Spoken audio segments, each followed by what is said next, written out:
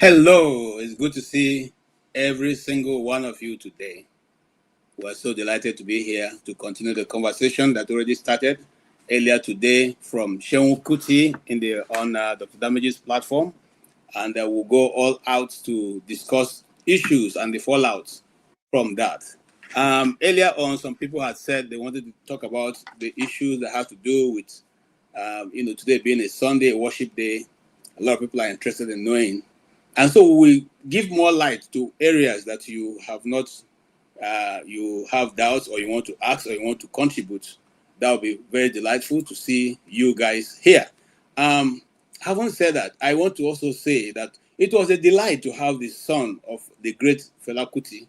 Fela Kuti, when we were growing up, Fela Kuti, Fela was one of those we actually imitated to become, let me use this word in a good way. We were radicalized by listening to Fela, because you couldn't but. Now, I'll give you a small example. I got to be, kind of radicalized from Fela's music and then the music of Wole Soyinka. Some of us don't know that Wole Soyinka used to have an album out there in the market. I think it may still be there. Okay, where he sang about the ills of Nigeria. If you want to think and you think Nigeria is making progress, go and listen to that Wole Soyinka's music. I'm trying to remember the title now, but it's somewhere on the internet. That's just to let you know that we aren't making progress because the same thing Wole Soyinka sang about, it is the same thing that is still going on. It is the same thing that the first coup plotters said was the problem of Nigeria. It is the same thing that subsequent coup plotters said was the problem of Nigeria. It is the same thing we are suffering today. The question need be, are we human beings? Yes, we are human beings. Do we reason? Yes, we reason. Then why are we constantly making the same mistake over and over and expecting a different result? Does anybody profit from that? Is that how things should be done? And then you get a result that you will need? Well, having said that, I'm going to send out the link real quick so that all of us can contribute to this discussion. We are eager to hear from you and know your view on these topics. And if you are one of those who listen to Fela, Seun Kuti, you will know that he's a very brilliant young man. Thank you so much for your support. Really appreciate it. Your support is great. Thank you so much. That will enable Rudolph and I to have a cup of tea while this program is going on. Even though I'm very tired, but you see, I'm persuaded by now by seeing this 20 card here, to stay for longer. We really appreciate you guys. Really, really appreciate it. Thank you. Thank you, Tokwe, for also being there. Tokwe has been a great help on this channel, even though she's a moderator also.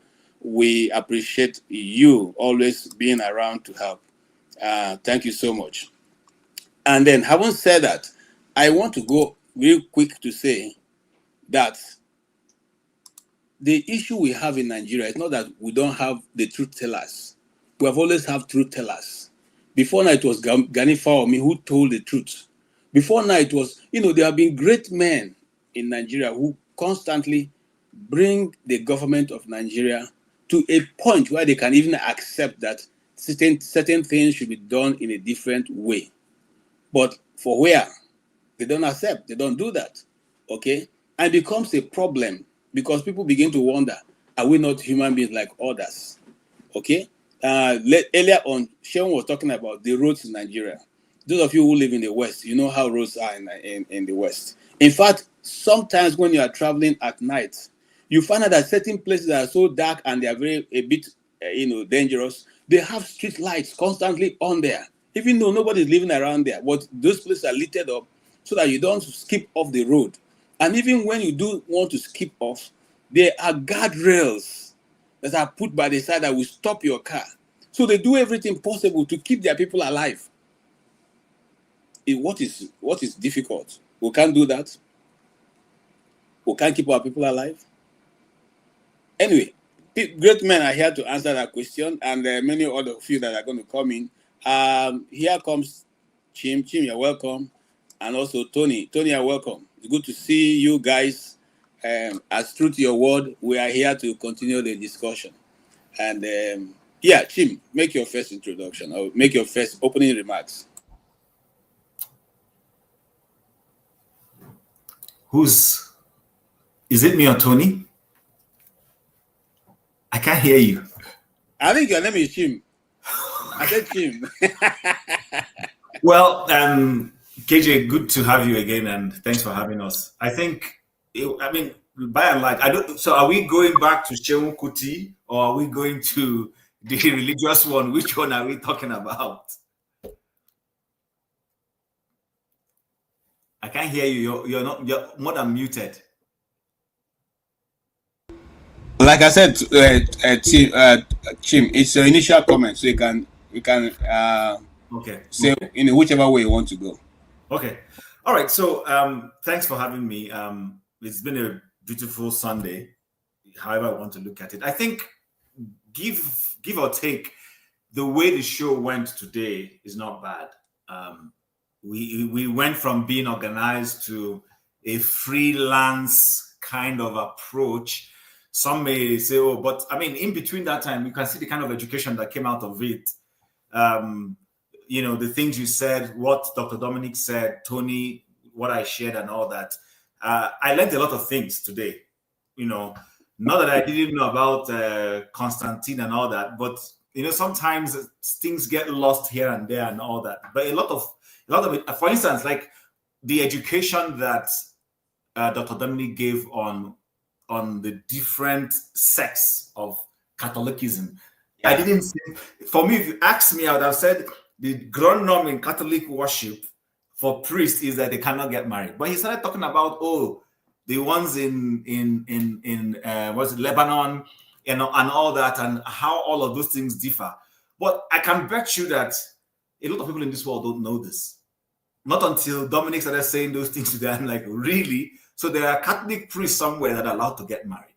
I never knew that. I would say it's a taboo. You're not supposed to go there. So it was beautiful. And then, of course, Seun coming on the show, like I said, what the mistake people make sometimes is to judge someone based on just what they're seeing that person do at that time, without taking into cognizance a lot of things. Now, you see, this guy probably has a better education than a lot of us. One is he was around Fela himself.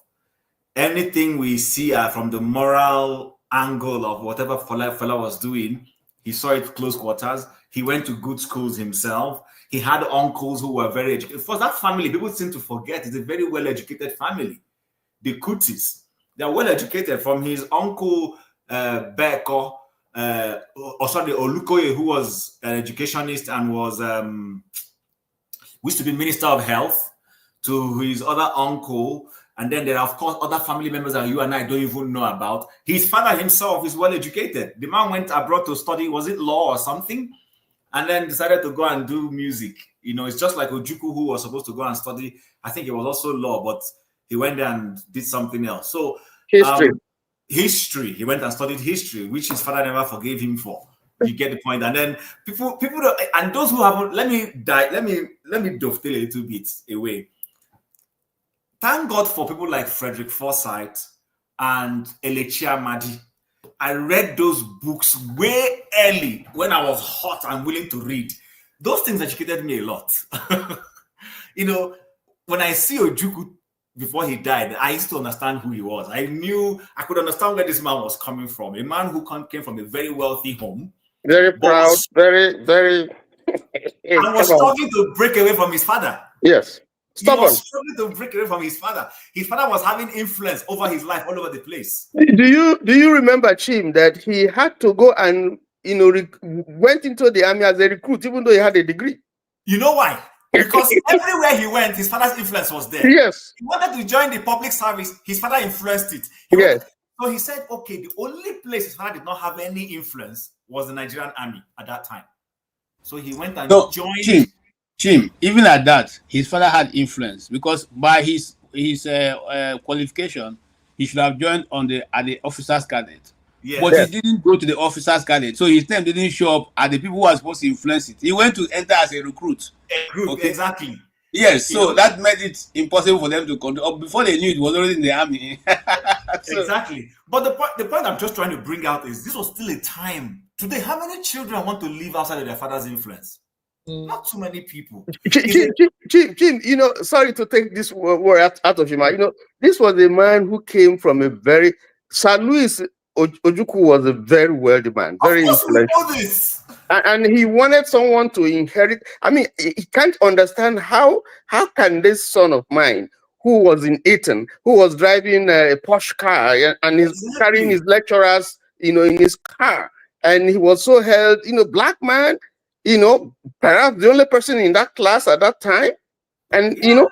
So he lived, his father pampered him, spoiled him, but he didn't let his father's wealth, you know, get into his head. He just wanted to, you know, distance himself from his father because his father wanted him to inherit the business, but he never wanted that. He wanted a life of his own, you know, and I mean, I don't see that kind of thing happening in the world today where, you know, he just wanted to be himself and earn his own name that brings me to when I was speaking about socialism. I read a few comments. I have decided that I'm not going to be responding to everything I see on that comment section, because if you do that, you just a recipe for So I saw somebody who say, "Chim, you're," you know, they forget that we're in a forum where we don't have enough time to explain everything. I'm breaking things down and there's someone who say that I'm being elementary, whatever. So you want me to go and bring the textbook and give to you the way it is? What are you talking about? Listen, Karl Marx, if you read and follow Karl Marx's theory word for word, if people really know what his works is explaining, listen, you cannot own anything. Everything will be owned by the state. And that is what Lenin and co try to accomplish. But you see the hypocrisy in it, which is what the beauty of Animal Farm, that's satire. If any of us has watched it here. George Owen. Yeah, George Owen's Animal Farm. Go and watch it. That was basically what George Owen was trying to bring out. You see, George Owen is a beautiful writer. That's another wonderful writer who was always trying to bring out the contradictions that existed in certain thought views. You know, when in Animal Farm you had Napoleon who said all animals are equal but some are more equal than others. So he's telling everybody, don't lie down on the bed. This is what your people who are, but he was lying down on a bed. And that's the hypocrisy in socialism. People go and see it. It's a thing that is always saying, socialism literally wants to rob you, KJ. Sometimes it's saying that Bill Gates should not own what he owns. Away from him. Do you understand? And I see that, listen, I love it when government is responsible for taking care of its people. It's a beautiful thing. You know, there are people who are going to be weak in society. Even from the faith base, all fingers are not equal. There are going to be people, and that's the original intention of a tithe. That's another concept to go into. The original intention behind giving the tithe doctrine that people have also misunderstood. To say, you know, I don't want to go there. But the point is, people need to understand that for everything we say, we need to sit down, go back and look at the foundation of that thing. Because if you don't understand the foundation, you will miss it. You can't understand it, yes. Yes, you just miss it. So that would be my initial comments. And Tony, you can go ahead, sir. Yeah, thank you. I think I agree. I agree with you. You see, sometimes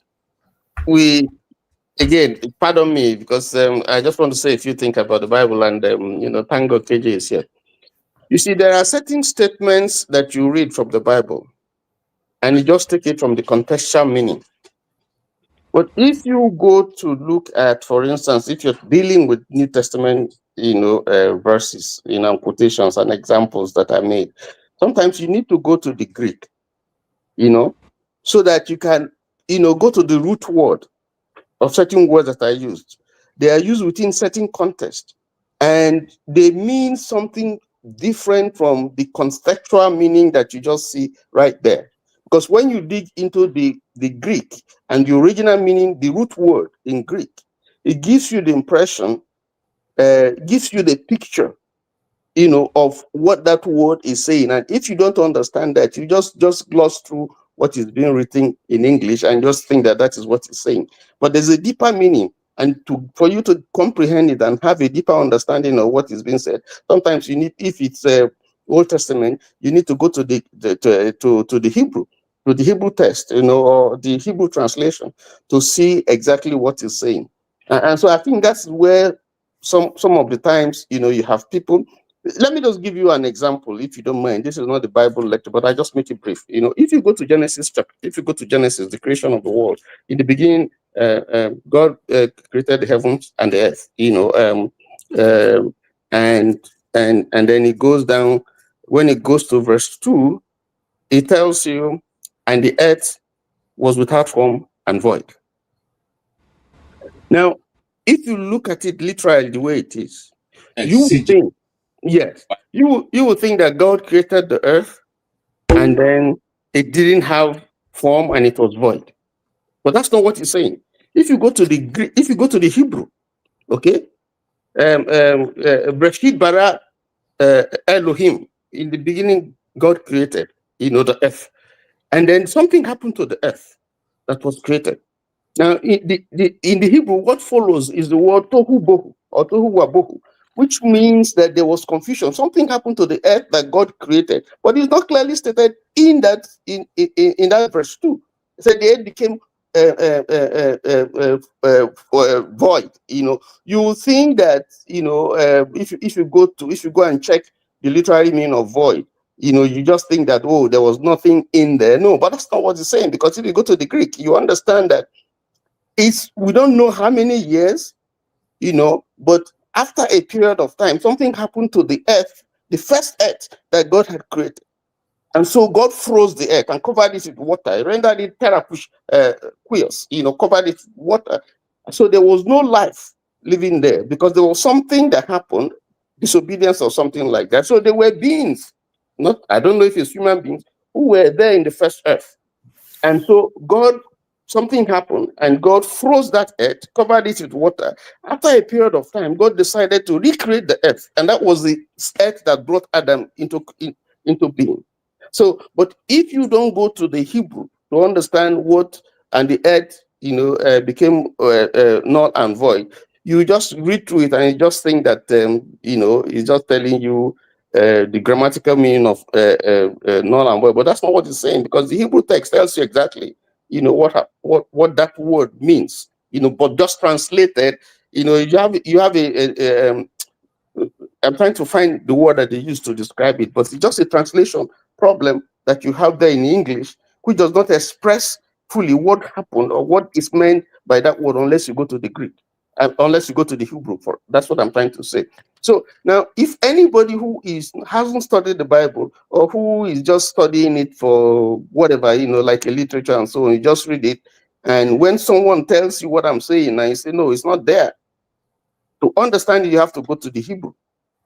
And then it can be clear to you. And thank God for, now that we now have, social media and so on, you can just Google and say, what does the Bible mean when it says the earth became null and void? It will tell you exactly what happened.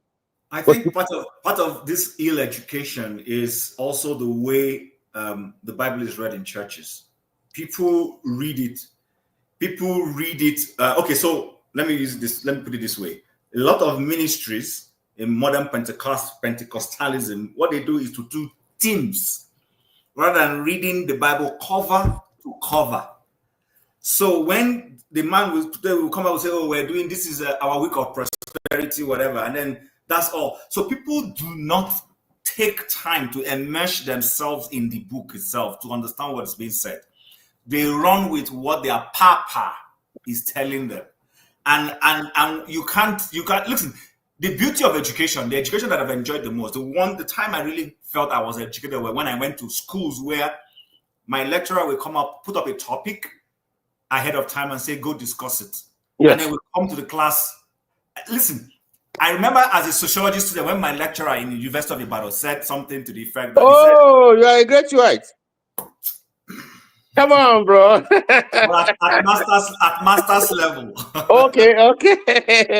My first degree was in UI. What department? My first history. Okay, so you probably will know Professor Dr. Labinjo in sociology. No, I didn't take courses in sociology, but the days it's the of same block, it's the same building. Ade Ajayi, Ikime, and all that. People like Otite. Yes, Otite. I know Otite. Yes, I know. Good. There's nobody who goes to Ibadan who doesn't know Otite. Yes, he's a sociologist, great guy. Yes. So these are people who they don't just come and they teaching. No, you like as we're finishing one topic, the week to the next, they will tell you we're going to be discussing social mobility. Go and read up social mobility. You come to the class and it's a conversation. The lecturer wants you to disagree with him. Give me your points. He's not punishing you for holding an alternative views. This is not handout teaching. This is you've researched. He will say something, you will disagree with him. He will push back. There is no way you're in that kind of environment you will not learn. But if what you're doing is being spoon-fed, the lecturer just comes like the authority, he tells you one thing, you must all run with it. Nobody is pushing back. Nobody is asking and says, "Sir, I don't agree with you. I just read up so and so." These are the kind of lecturers I was trained from. So when I come and I listen to you, if I don't agree, and it was respectful. It wasn't like we were just standing. Listen, let me give you one. A lecturer said, "True or false, miracles work." That was the topic. And we all went, we read this thing up, read and all came back. If I tell you the kind of conversation we had that day on miracles, he even, this man is somebody who was born a Methodist, but he went to an Aladura environment to test this miracle. He went as far as joining a group of people who were minting money, this fake money thing. This is a lecturer, professor. I had a lecturer who went to study prostitution. He had a syndicate. Yes, I'm not kidding.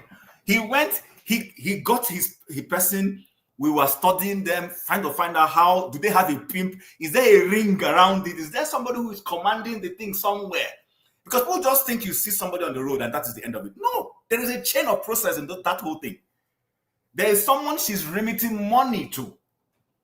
So we studied all of these things. I remember when we did that particular class, that was another scary class for me. We had to go to field work, do all those things. So, but I doubt some of these things happen today with some of these students. Just sit down in a class, they give them information and they run with it. But that's not what happened in the days when so it helped us discuss some of even religion. This religion we're talking about, you will see lecturers, not that he disagrees, but he will necessarily push back. Yes. To force you to think. Yes. So it's an interesting education can be interesting if you open your mind. Yes. Even in the seminary, you see seminarians discussing. Sometimes you will say this guy must be a devil, but that's not it. It's a discussion.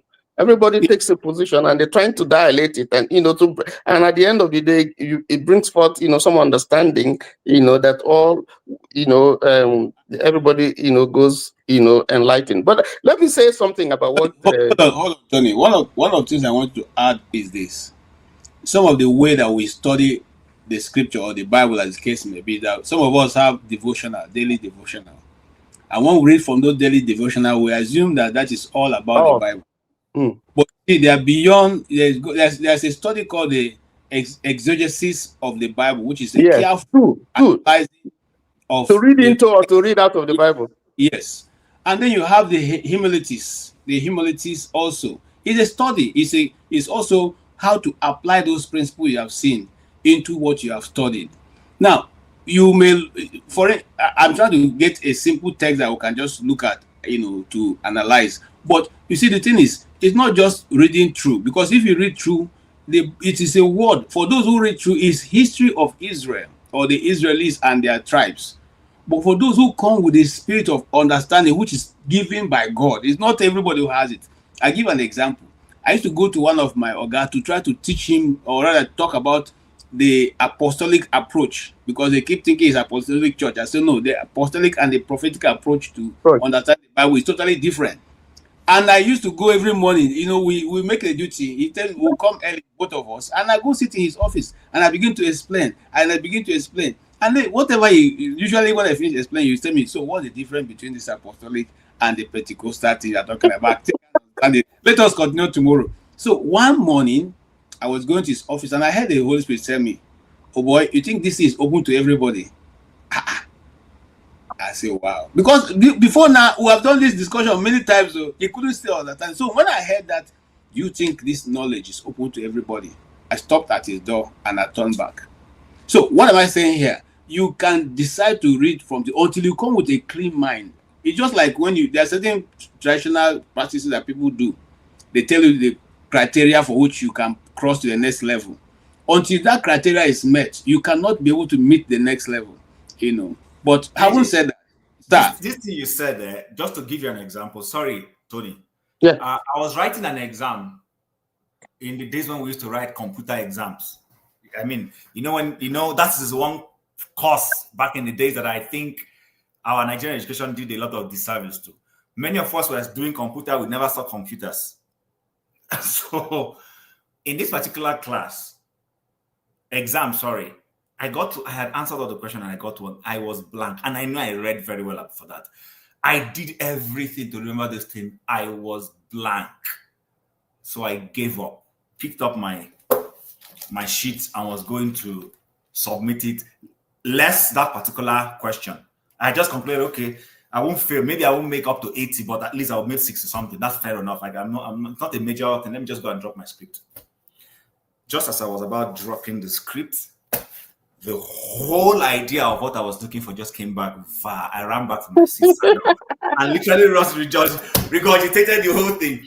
So when I left, I was like, why did this happen to me? And my mind was like, I wanted to test you to see if you were going to copy. Because around me were people who were trying to help me, and I said I won't look at their scripts. I will just do this in honorably. Someone was saying, guy, I'm telling you, and I just blocked him. But as soon as I went, I tried to do it honorable and drop it. The whole idea came back. I went and I wrote what I knew. The point I'm making is backing your idea of revelation. If something is not revealed to someone, you're hitting a brick wall. If Paul did not get the revelation of Christ, he will still have continued in the persecution of the church. Yeah. But when he got that revelation, that's why he was able to change course. Yes. His eyes opened. But those who didn't get the revelation still did not understand what he was doing, and even started persecuting him and say, "Oh, this guy is a saboteur. He has switched sides." There were also those who were with Christ, like Peter, who confessed that they can't even understand the writings of Paul. And yet, Paul wasn't a disciple. You know what I mean when I say among the 12. But he got such profound. Yes, he got such profound knowledge, so profound, information that you sometimes be wondering, where did this guy get this thing? Look at what he says, because forefathers mentioned. I'm sorry, KJ mentioned it when he was talking about war without end, and it looked like people are saying, "What is KJ talking about? What does it mean?" Paul tells us in Ephesians chapter 3, verse 21, "Unto him be glory in the church by Jesus Christ throughout all the ages, world without end. Amen." Quote and unquote. This is King James Version. World without end. And then if you go to Revelations, John tells us, "And I saw a new heaven and a new earth." So this world will pass away. A new world will come. Tony, come back, complete it. And I saw a new heaven, a new world. Descending, yes. Descending. Yes. So it wasn't in heaven, it was descending to earth. Yeah. That's what I'm saying. Yes. So that leaves a very big gap. We're not going to be able to close on this broadcast. For you to know, so that those of you who say you are Christians and you are fellowshipping with Christ, go and sit down and search. Say to the Holy Spirit, give me understanding of these things I've heard today, and see what will come out of it. And then people have to understand that, heaven is not our place. If you go and read the scripture, we say, the earth he has given to the sons of men. We're only going to be there for a while when we're taken off, when we're raptured. We're going to be, in fact, there for 7 years. And then when the Antichrist is dealt with, we're going to come back here in heaven. We live here. This is where, in the Millennium Kingdom, if you go and read, people have to study and understand this thing. If you do, then all those things that you're seeing, you're thinking there are contradictions and so on, you'll be able to understand them better and place them, the way it should, to help you understand them. But if you're just reading the Bible as a historical book, then it will remain to you like history, But we need to go down. The reason why people go and study to become a doctor or to become a lawyer or to become an engineer is because, you go there and they give you some specific training that you need. But people don't see that you can also go and study the scripture.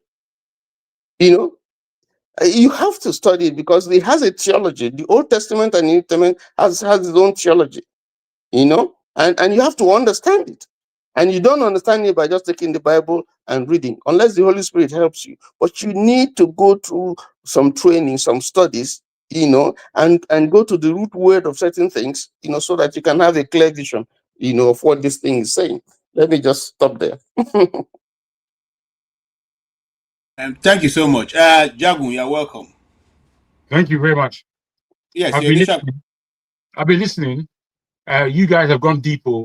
I'm going to need my snorkeling gear with the fishes down there where you are. You guys, it's deep where you are, but I like it. Come on, Jagun. I like it. In that, when we're speaking of just concept, I'll come from a more humanistic point of view. The concept put us here. How did we become? What is history?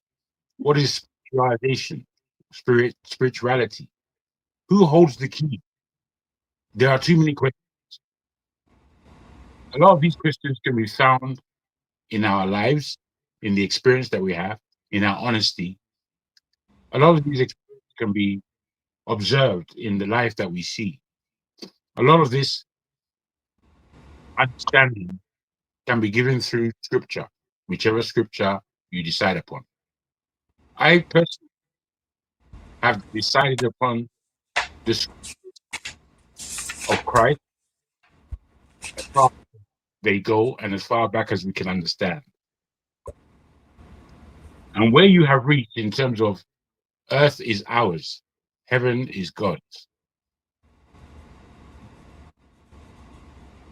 You spoke about the heavens were descending, coming down. That is actually an underlining, I believe, that the heavens and the earth will join in order to create a brand new address, if you like. And in this aspect, I think truth would really be understood and seen. I don't know of any other religion that explains it the way Christianity explains it. And the way Christianity explains it, let's say, I agree with more. I do not call myself a Christian, largely because I understand that, man, to be Christ, I don't think I'm ever going to reach such a stage on this earth. I can't see human beings with all the frailties that we have being able to reach anything close to Christ-like. Yet there is something perplexing with me in my spirit, and I don't always know what to do with it, which is when Christ said that you, as humans, will do more than I have done. When I read that and try to look around and see where it's happening on the planet, I can't see it at all. And I'm a person that refused just to join in. I remember going to a Pentecostal church, being baptized. I wanted to be baptized. What happened to me more a realization of the crossover rather than being spirit-filled. I don't know if I was spirit-filled. I didn't begin to speak it in tongues, and I wasn't going to pretend about it. I wasn't. If I'm speaking in tongues for real, let it happen. It's certain things that I haven't seen nor experienced, and I'm not going to pretend with anyone that I did when I didn't.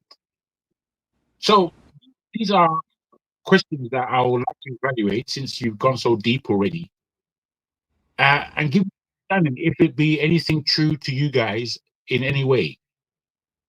That's a question rather than any statement. Okay. Can you repeat that question again?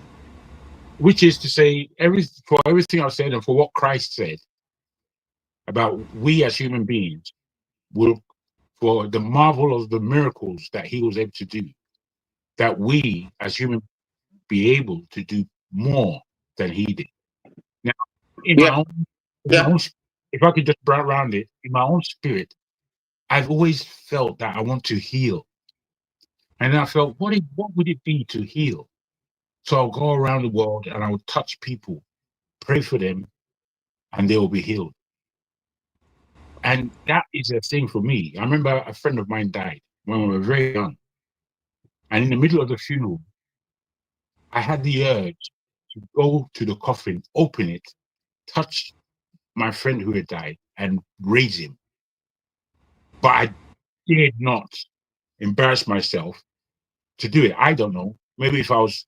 That's why you failed. You see, the problem is that you had a leading, but that's where I failed, though. You were looking at what people would say, that they would shame you if you spoke the word and it wouldn't happen.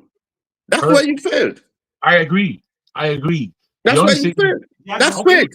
It's okay, my brother. You don't pronounce me failure now. I don't understand. Jago, if I may, you quoted something that is profound when you said, greater works than he did will do. Yes. It's not necessarily that we're going to do more than him in terms of the quality of, because he already set the tone. It is that those who were, evangelizing Christianity would go to a wider scope, which is a fact. You can see that Christ did not preach beyond Palestine of his time, Israel and Palestine of his time. He didn't go far, but his disciples and people who subsequently came forward have taken the gospel far and wide. That's part of the greater works. He was simply saying, people are going to go farther than me. Do you understand? And that's a fact. His apostles went farther. Paul that we're talking about went to places you can't even imagine. And contemporary ministry have also done the same. Now, is there anything anybody has done that Christ did not do necessarily? There have been people who have said they have raised the dead to life. He did that. Before Christ came, the dead were raised. Elijah raised the dead. Same with Elisha. If I'm correct, please, KJ and Tony. These are some of the greatest things you could say anybody can do, is to bring back somebody who is dead from the dead back to life. Those things are being done. And then, of course, the concept of faith, which Tony was going into, you understand? Because this thing is not a physical thing anybody is going to do. It takes the power of the Holy Spirit. Yes. It's not your capability. Even, and that's why when we see certain people who are mutilating the gospel, I shudder, because you see people who reduce it to, this is my handkerchief. If I give you this handkerchief, this is going to happen. And I'm like, what are you talking about? That's not so. But I always think that when you look at it from the concept and perspective of the spread of the gospel, to that extent, that particular word has been fulfilled and is still being fulfilled on a daily basis. Okay. Can I say something? I will speak to those. I speak to part of what Jagun has said, and even to those who maybe like Jagun also who won't say, and even to me myself, because I'm not there yet. Now, this is how it works. You go to a bank, you only withdraw what you put in, even though there are a lot of money in the bank. The bank will not give you money that doesn't belong to you. That is also how prayer works. Now, the amount of pressure that you put on heaven is what gives you the result. But you must pay the price. That's the reason why certain people will say, I prayed for this person, he had a headache, it didn't go, but somebody just came and touched the head and the person was cured. because the person has paid the price. You cannot use the resources or the money for a Beetle to buy a Mercedes Benz. It doesn't work that way, except the grace of God. And in such a situation, some of your parents, some of your people, siblings have paid that price. Remember, Paul said to Timothy, now tap into what your grandmother Lydia has already done. Yeah. Because this is flowing in your system. And I want to say this, for those of us who want to know, man lives in a body, has a soul, and sorry, man is a spirit, lives in a body, has a soul. So, yeah. So each of the points in your life, one of these things are leading you. Are you somebody who is led by your flesh? If you are led by the body, you will continuously to only crave after things that of the body. You want to accessorize yourself with the things of the world. You want to look good, dress smart. And I'm not saying if you dress smart and look good and put, Gucci perfume means that you are being led by the body. No, you must make conscious effort to always fight against your flesh. The flesh likes good things. Before I got to where I got, one day I was praying. I said to God, "Oh God, why are you letting this? Why is my spirit? Why is my soul just pushing after? Why can't I stop certain things? Why is this soul, this body, this flesh so strong on us?" And I heard something that I've always shared with very close friends of mine. He said to me, as you continue, please, there's a comment on the comment section. It would be good for us to consider later on from Dan Isaiah. Okay. You should take time, because I would love us to respond to some of the things. Okay, we'll respond to that. Let me finish and say. And he said to me, the flesh, our flesh has no inheritance. I'm talking of teaching of the Holy Spirit to me. It's not written in the Bible. It says this flesh don't have any inheritance. Its inheritance is what it eats, what it drinks, and what it does here. At the expiration of the person's life, this flesh does not go anywhere. It returns back to the soil. While the soul continues, your spirit continues to wear the person who gave you life. So it does everything knowing that once it falls, it is over for it. That's why you sometimes crave after even the things you know will kill you. He's still craving for it. He wants it. He wants to enjoy. He wants to eat ice cream, do this, do that. He wants to do all the bad things that he knows that it's only benefiting to the flesh. So when we know how to mortify the flesh, then we'll be able to virtually train our spirit and our soul to align with the spirit and allow the spirit of God to lead us. If that happens, my brother, I tell you, nothing anybody will put before you that will be anything to you, because you already know where it's going to. I will leave it at that. Yeah. I think there's another issue that I think Jagun raised that maybe you would need to touch. And I think that has to do with, let me see, is it Jagun? Yes. I can't. Oh my God, I've forgotten. I thought I should have written it down. But if I remember it, I will come to it. But let me talk about this issue about keeping Sabbath. That I talked and Jim, also spoke about. You see, the feeling that if you don't keep the Sabbath, you go to hell or you make heaven is a misunderstanding of, first of all, you have to understand that the Old Testament is a shadow of the New Testament. And that in the New Testament, we are not walking by works. Okay, because people think that the reason why God gave you the 10 commandments is for you to make heaven. If you look, you can't keep those commandments. If you can go to heaven by keeping the 10 commandments, then Jesus didn't need to come, because that is works. And works will not take you to heaven. Scripture says clearly, by grace are ye saved, not by works, lest any man should boast. So you don't go to heaven. Some religions teach that, but you don't go to heaven because you have done good things. Some faith will teach you that God will look at your good and look at your bad. If your good is more than your bad, then you go to heaven. That's their teaching. But our understanding is that your righteousness, what you call your righteousness, is filthy rags before God. Yes, sir. They don't qualify you to go to heaven. What qualifies you to go to heaven is the price that someone paid for you, that through that, you see, when that victory that he attained for us, we are not accepted, confessed, and you believed in. Okay, so you are not fighting. When Paul says we wrestle not against flesh and blood, the wrestling is not a new fight because victory has been attained for you, but we are walking from victory, not walking to attain victory, because victory already has been won. So if you key into the victory, let me explain this.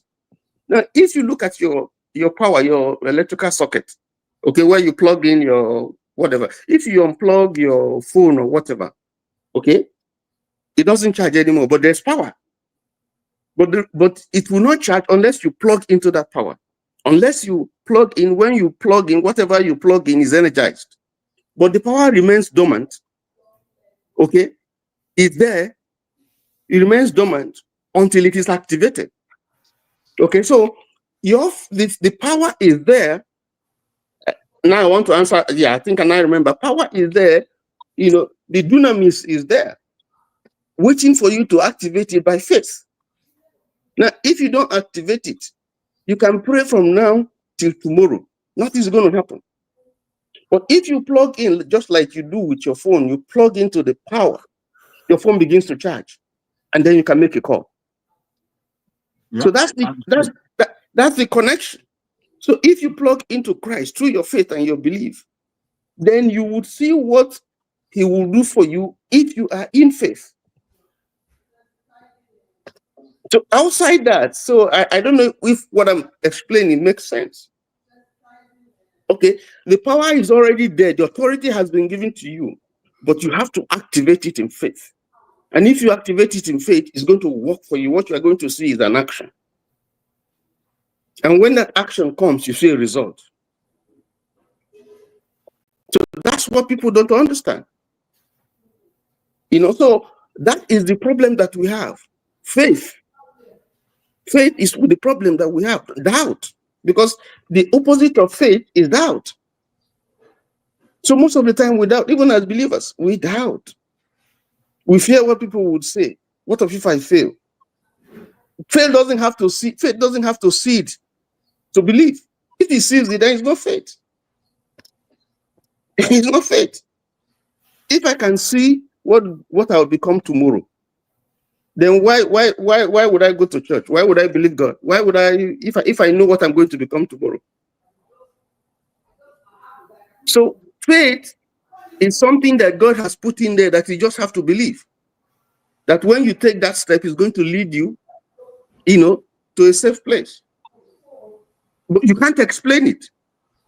You can't rationalize it. Once you can rationalize it, then it's no longer faith.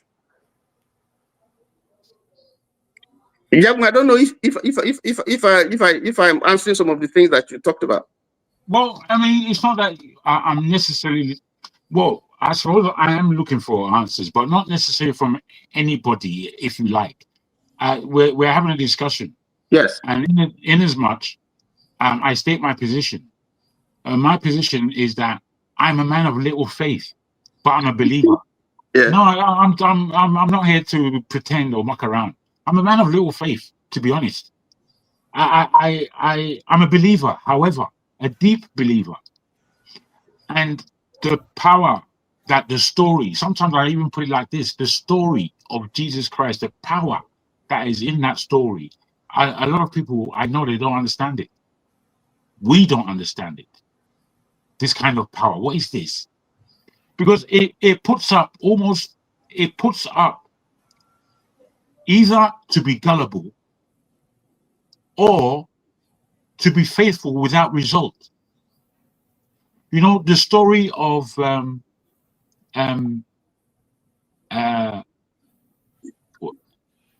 first two sons of life, which, sorry, my memory. Adam and Eve's children. Can you tell me the names quickly? Cain and Abel. Cain and Abel. Thank you. I don't know where it went, but it went. Anyway, Cain and Abel's story is a story that freaks me out, man. Now, I understand what everybody would say as to why God respected Abel and his gift rather than Cain. As a child with siblings, I understand that story to be killed, where children don't think of it. They think completely differently. And some of our brothers and sisters are absent-minded or less dutiful, or this or that. But it doesn't, I don't know, the way the story goes, it perplexes me as to, couldn't that scenario be handled differently? And you know, I'm not to say that, in that it's not my story. It's not my position to say differently from just my understanding. No, I'm not to do that. However, I have a serious problem with that story, given that there are different people in this planet. And if someone that needs to learn a lesson, maybe will learn it the 3rd, 4th, 5th, 6th, 10th time before he actually is able to grapple with what's being suggested by the law. I don't know. I mean, I'm wondering, does that perplex anything else? Are we totally au fait with that? Can we learn any further understanding with that story?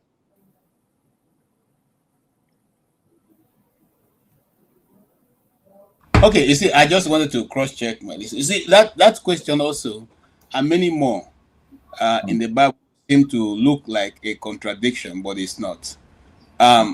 Now, Cain was a farmer. In other words, he was a tiller of the ground, while Abel was a hunter, which means that he goes into the wild to get, he keeps all the, goats and all that, eventually hunts. But anyway, cutting the story short, Cain brought some of the things he gave was not as what, in fact, he was godly giving that. And some of the things he gave were not as good as the one that Abel brought. Abel chose the best of his fattings to give as offering. This other guy just took whatever he needed to give and gave it. Now, listen, and there's some people, one of the things I used to quarrel myself about is I used to ask God, why didn't you just tell him what he did? So he showed me why. He asked him, why are you angry? Why are you angry?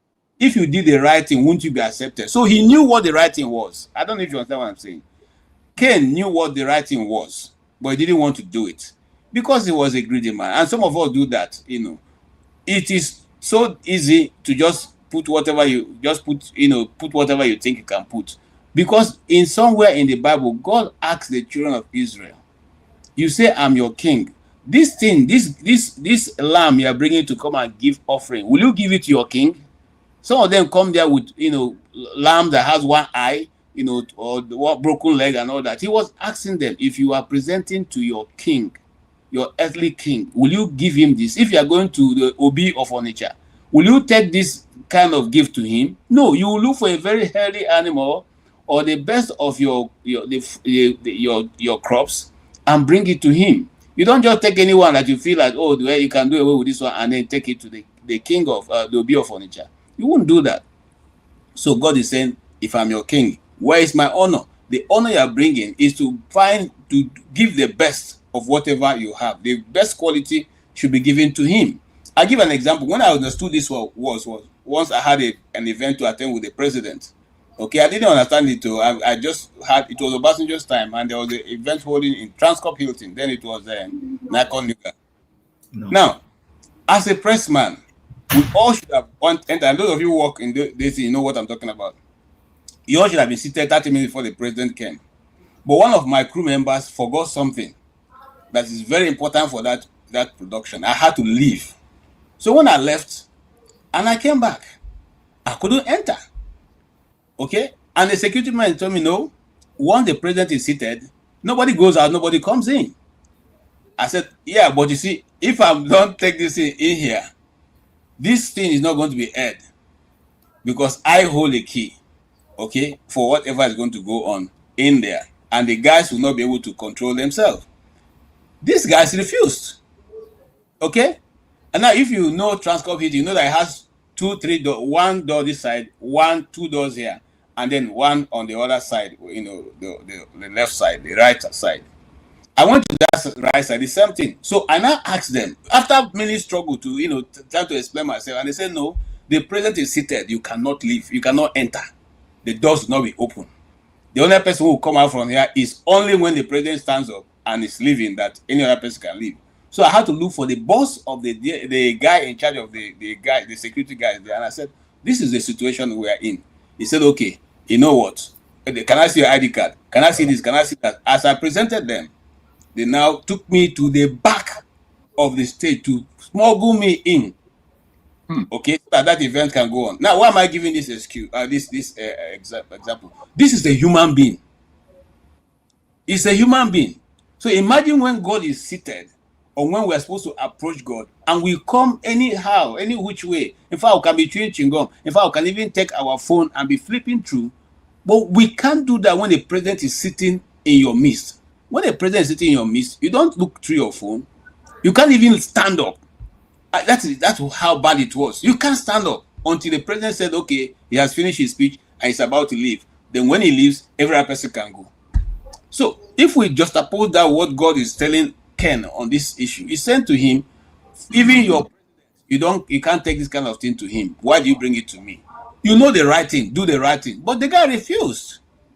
Okay? He refused. And then what was the next statement? He said, sin is knocking at your door. In other words, at this point now, you are not sinned, but what is coming into your mind right now is going to lead you to sin. And exactly that is what happened. And it's still happening till today in our modern days. Most times our conscience will warn us of the way we are going about things. We tell you, oh boy, this way you are taking is not the appropriate way, you know. But some of us ignore that. And some of us are dwelling in the part of bad that will no longer even have a conscience that can warn us. So I will leave it at that. But you see, what I'm trying to say... Very good, very good. Well explained. Yeah, what I'm trying to say is this. We can either accept to work with what our conscience tells us, or to say we are free moral agents. Man does not have anywhere outside of here. Supposing those of us who say there's no place like heaven, there's no place like hell, there's no place, man is just another form of inanimate object. Once it's done, it's done. Supposing you just leave this earth and you find out that there's somewhere called God, there's somebody called God, and there's somewhere called heaven, and there's somewhere called hell. What will be your reverse gear? That is my challenge for all those people who are making comments and say all kinds of things. What will be your reverse gear when you get to that point? I leave it at that. Thank you. Kim, go ahead, sir. No, I don't really have any major thing to say now, other than what somebody was asking there. I think it was Dan Isaiah. You see, there's this mistake I think we make. We run with, it's like when people want to castigate Christianity, they pick the person who has done badly.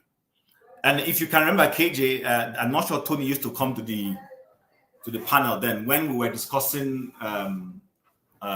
what's his name, TB Joshua, and people were accusing, oh, this man, people do this and do that or do that. Why is it that because somebody is, you use what somebody has done wrong as a basis to blanket everything? I think it's a wrong way of looking at things.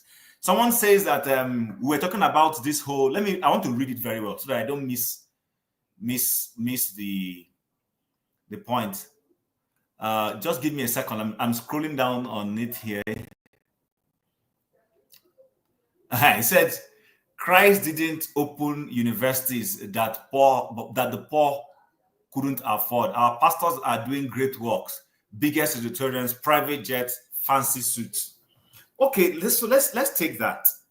So when the missionaries that we today castigate as colonial imperialists came, the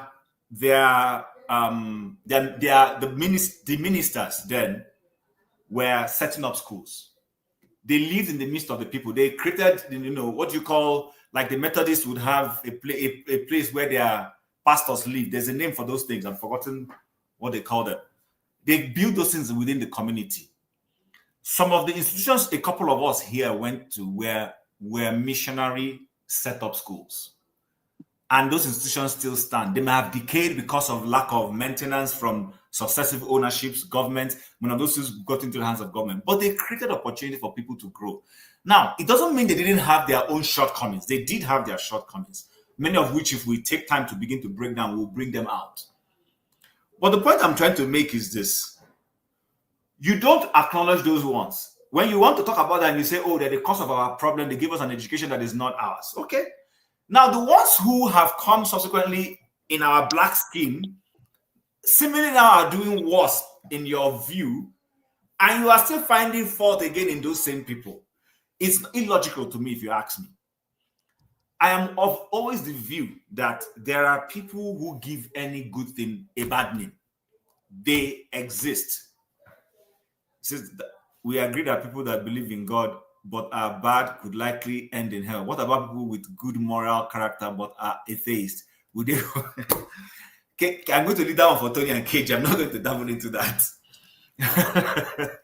So my point is, what I'm just trying to bring out is this. Let's look at it from the fact that as human beings we're fallible. In every society, there are rules and ground norms for us to live. We're not supposed to steal our neighbor's meat. You're not supposed to cheat. But guess what? There are people who will do those things. In your class, when you were going to school, you had classmates who used to cheat to pass the exam. They didn't get caught. You would do the hard work and get your accolades. They would cheat and move on. And there were other people who would cheat and get caught. So it's not everybody who was cheating that went scotch-free. Some people cheated and got caught. Some cheated, they didn't get caught. Some of those people today have become the leaders in society. I have classmates I won't mention who are in top places, and I always say it, I know this person very well. There is nothing this person is going to tell me, but I laugh. And when they pontificate to society, I say, I know this person. I know this person too well. So he's not doing anything new to me. When I was in class with him, he was doing it at that level. He has only elevated that behavior to a higher level. It's the same thing when it comes to Christian faith.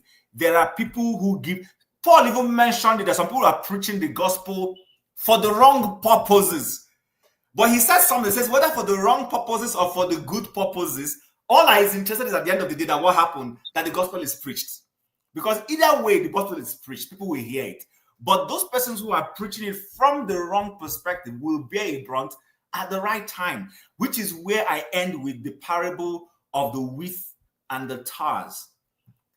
You go in, you sow good seeds, but you woke up in the middle of the night to see tares have grown amongst them. Now, the mistake you will make is trying to pull the tares off. You might end up pulling out the good seed. So a good farmer will say, let both of them grow.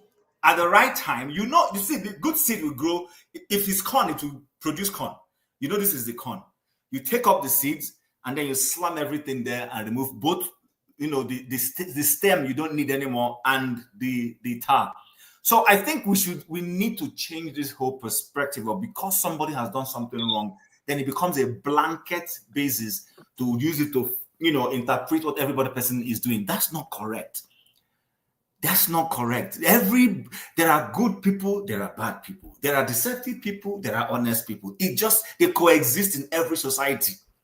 There are good politicians, there are horrible politicians. All politicians are not the same. There are people who are doing aluta for selfish reasons. There are those who are doing it for germane good reasons. So I think that's the only way I want to respond to what Dan Isaiah said. But as for what Boom Boom Ray just said, that one, KJ and Tony, the two of you will have to deal with it. I'm not going to dabble into that.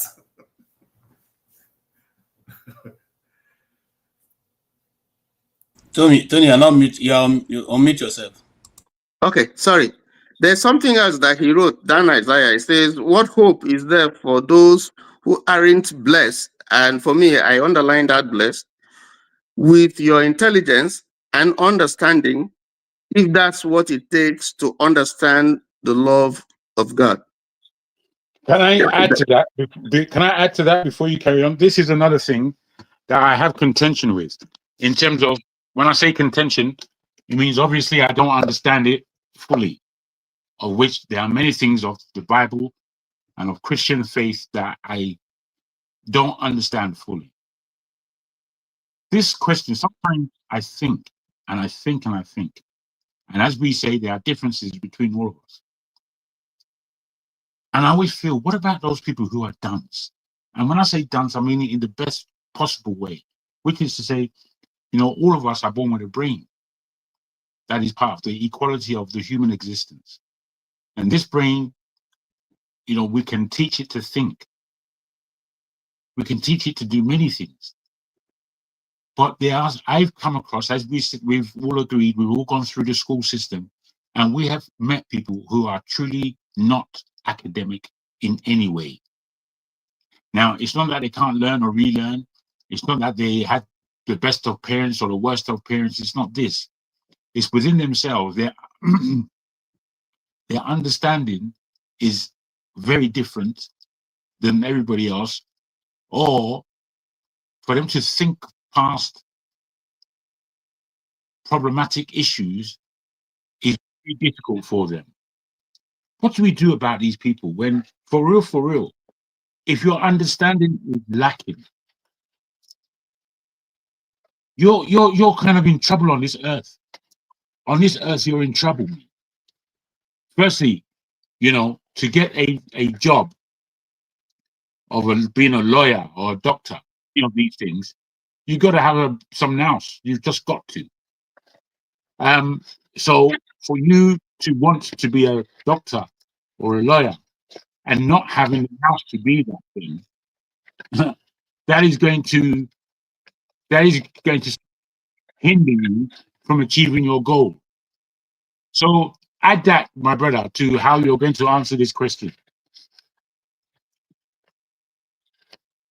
Okay, thank you so much. I will answer your question this way. Jagu, you are right now in your room, but I want you tomorrow morning just go outside and look at nature. Just look at the nature around you. You know, one time I had the same contradictions. I was saying, you know, because I'm reading, you know, through some part of the Bible, how to go through all those homiletics and all those exegesis. I was saying, must I understand Hebrew before I understand the Bible? And one day I was somewhere in the street, I was driving, and the Spirit of the Lord said to me, look outside. I looked outside, and he said to me, as much as I'm in the difficult thing, that's in the deep things, I'm also in the what? In the easy things. Okay, God is in the simpleness of nature. It's simple. It's out there. He doesn't have. You don't need to be a soothsayer to be able to understand God. No, understand the simple things and how He operates. And as you understand the simple things and how He operates, God will give you an understanding as you begin to go. If you really, that's your preference. Because it's not everybody who's going to be a prophet, an apostle, a seer, and all that. There are other people who are just like Mary. They are simply a virgin. In other words, they have no understanding beyond just being a worshiper of God. They are just simply they just love God. They don't want to know anything deeper than that. The love for God is enough for them, and that is how it is. The story of the 10 virgins doesn't mean because they are virgin. No, because they are people who do not have deeper understanding of the things of God. God uses everybody. In the in the presence of God, there are vessels of honor and vessels of order. They say you choose which one you want to be. God is so open. He's so open to understand, and it's so easy to follow. Don't make it, because the burden that we're already carrying, Christ have taken that over from us. And somebody made a very interesting comment. Why does God? Sorry, I'll put it together. Please, why does God want us to give up what we love the most to pray to prove our love for Him? Do you know that Sarah died from the shock of thinking about Abraham going to sacrifice Isaac. No, that's not true. That's not true. And in fact, when I was, when I was serious in the movement, this is one of the questions that tore the church apart once. A pastor got up and said, we say we should tell our wives everything. If Abraham had told Sarah that he was going to use Isaac for sacrifice, would that obedience have been complete? I leave that for you guys also. If he had said to her, because sometimes you see when you go to this Oyibo, when they confuse all of us, they will say, no, you must come in agreement with your wife before you do anything. The question is, if you had come in agreement with Sarah, would she have allowed Abraham to take Isaac? From which, remember, Abraham and Isaac is a typology of Christ, of what was to come. Okay? So if he had told her, Sarah, this is your picking where they wait for 90-something years now, I won't go kill him. Will that have been fulfilled? The answer is no. So it's not every time. You must deal with people with wisdom. That's what the Bible says, deal with all men in wisdom. So wisdom is the principal key in some of these things that we're talking about. But let's start from the primary before we are graduates, because everything has a gradual process. Understand? KJ, that the person who asked the question is asking another one, I'm not the one answering. Please help me answer. He's calling me out when we are the one speaking. He's been asking so many questions. And he's even talked about being an atheist, but being a good person, being an atheist. Whether that so what's the next one about being a good person? That is two Nigeria's brain cell is what saying that word. So in being a good person, it's not by morality, really. Okay, it's not by morality. My father was a Catholic before he passed. All right, I was, like some people come here and think, someone made a comment, if Islam had come through Port Harcourt, we will all be Muslims now. No, we will not be, because some of us go to a point where we need to discover ourselves for ourselves. That's why we go to where we are. I already said my story here. My mother is still, till tomorrow, she's still a 7 days Advent, and she may know the 7 days Advent. It's the one that is in Badia that she goes to. She still goes from there from my village to Chin village to go and attend that's only where 7 days is in that locality. Okay, my father was a Catholic. He said he's a chaplain till the day he passed. I led my father to Christ. Okay, because I felt that since he's old now, he will need this repeating this, and I did lead him to that. But he was a Catholic. Now, why am I saying that? You must come to a place where you, as a man or a woman of stature, will ask yourself, what is it that I need out of life? When you get to that point, then you discover why you want to change your life or you don't want to change your life. And that's a pertinent question all of us need to ask ourselves. Okay? Let's not accept what you see. Let me say something. Let me confess, this thing. I have been trying to do a PhD. Okay? But I'm even concerned of what I read. I'm even concerned because I will just discover that some of the things they've written for us who have swallowed good work and say are not even true.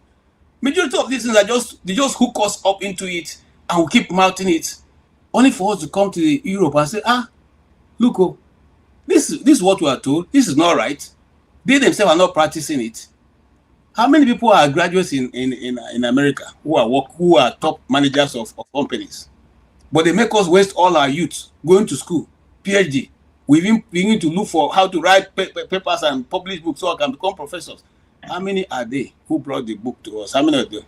How many? Will you see an American company doing well? They are 5 generations. All the 5 generations are working in one company. That company is still existing. That's why their children are working. They're not going to school. You go there every day, you see the children working in those places, building wealth for themselves. Then you make our young men at the time of our youth. We spend all our youth going to school and reading books written by people who don't even know whether they're telling us the truth. So this is what we must, we, it's not anybody. That's why I said to us, our development in Nigeria lies in our hands. We must come together and tell ourselves, by the way, why are we not even reading Nigerian books? Why are we reading the ones written by other people? We quote other writers from all around the world to show that we are vast in understanding, but we don't know the next door neighbor. The ones written by Amechi, what's his name now? Alechi, Alechi Amadi. Elechi Amadi. Alechi Amadi. We don't know that one. Amadi. We don't know. We don't know the writers called Kalokwi. We don't know the ones called what's this other guy? The space stars. Quincy. Okay. We don't know those ones. Balamisha and the yeah. So we must tell ourselves which way do we want to go. That is what we must tell ourselves. It's not about religion right now. It's about finding yourself, discovering yourself, and making a way to live out your life in the way that you will be happy about it, and your spirit will be happy about it. Because once you can reconcile your spirit with your soul, you live a more happier life, more fulfilled life, more life that you are not struggling to be like any other person, but just to be yourself. That is what's out there, and that is what we must. It doesn't matter how much you're making. It doesn't matter. Let me say this. There are some people. You go to a community, you see a man living with his wife. They live in a very small room, but every day you hear them laughing, and it's not because they have so much. You'll be wondering, why these people always laughing? They're always laughing. They eat whatever they can eat, and they are happy with it. Now, if all of us can appreciate life that way, we'll see Nigeria will be better, because we don't have any reason to steal, to buy Rolls Royce and drive around Abuja and tell people, so what? I bought a Rolls Royce, and so what? And so what? These are the problems. I rest my case there. I don't know. Welcome, One Africa and Revolution. Or except Jabu wants to say something, we'll go to One Africa. All right, One Africa, you are welcome. Hello, everybody. It's good to be back here. Jim, KJ, everybody. Tony, Revolution now, my guy. Dagon. One Africa, what did you eat this afternoon? This is the way you're talking like one big man. I'm a big man now. He has joined APC.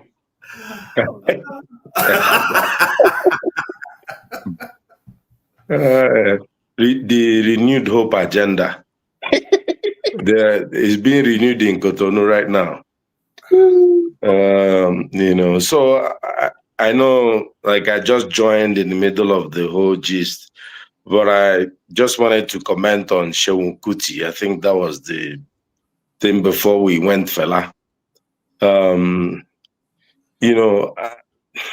Kuti is, for me, and I heard many people praising him.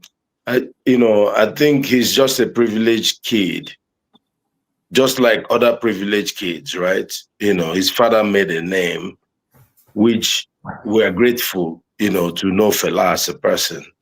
He was one of the inspirations I got to start learning about, what was happening, the truths about imperialism and all that. But I'll tell you, Seun Kuti, for me, is not different from IBB's children or Abiola's children. They just, I've not seen him put out his own anything unique or anything he could say that is his own. It's just my father, my father. It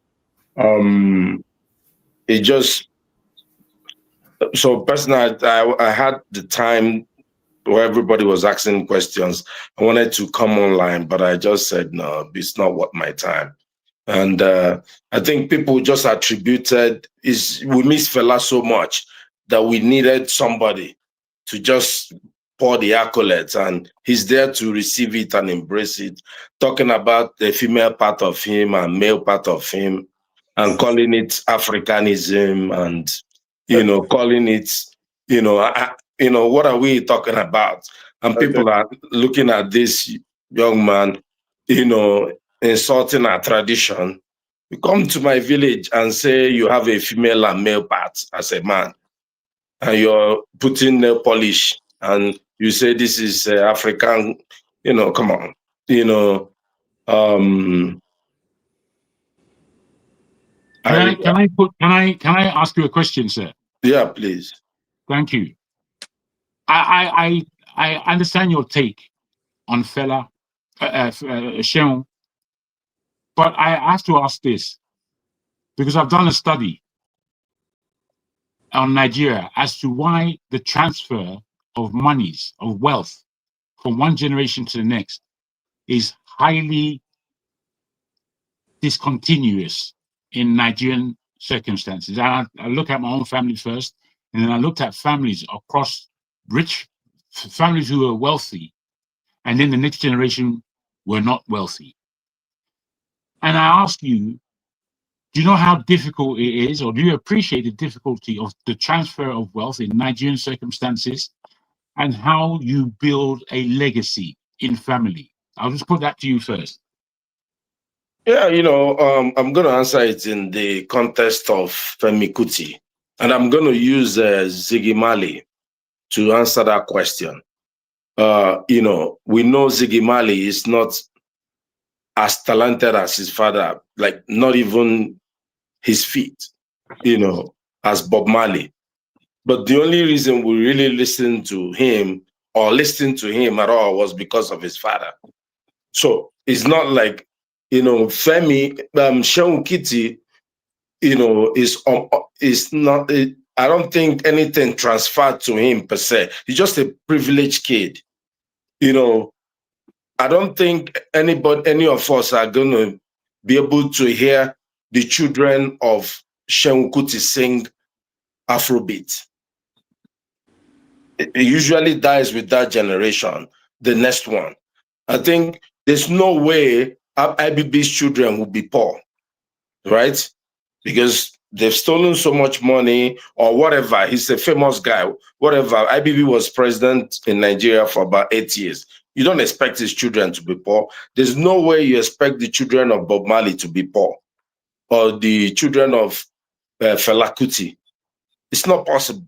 But after that generation, the question is what happens? So I'm not sure if that helps to answer that question in any way. But I don't think what transferred is just maybe a little bit of the glory. I don't think any other is anything. I don't know one song that Seun sang. Like do you know any song by Seun Kuti? No. Anybody? No, I don't know. I've heard them. I've heard them because I listen to them. I know, but do you know any? I take your point.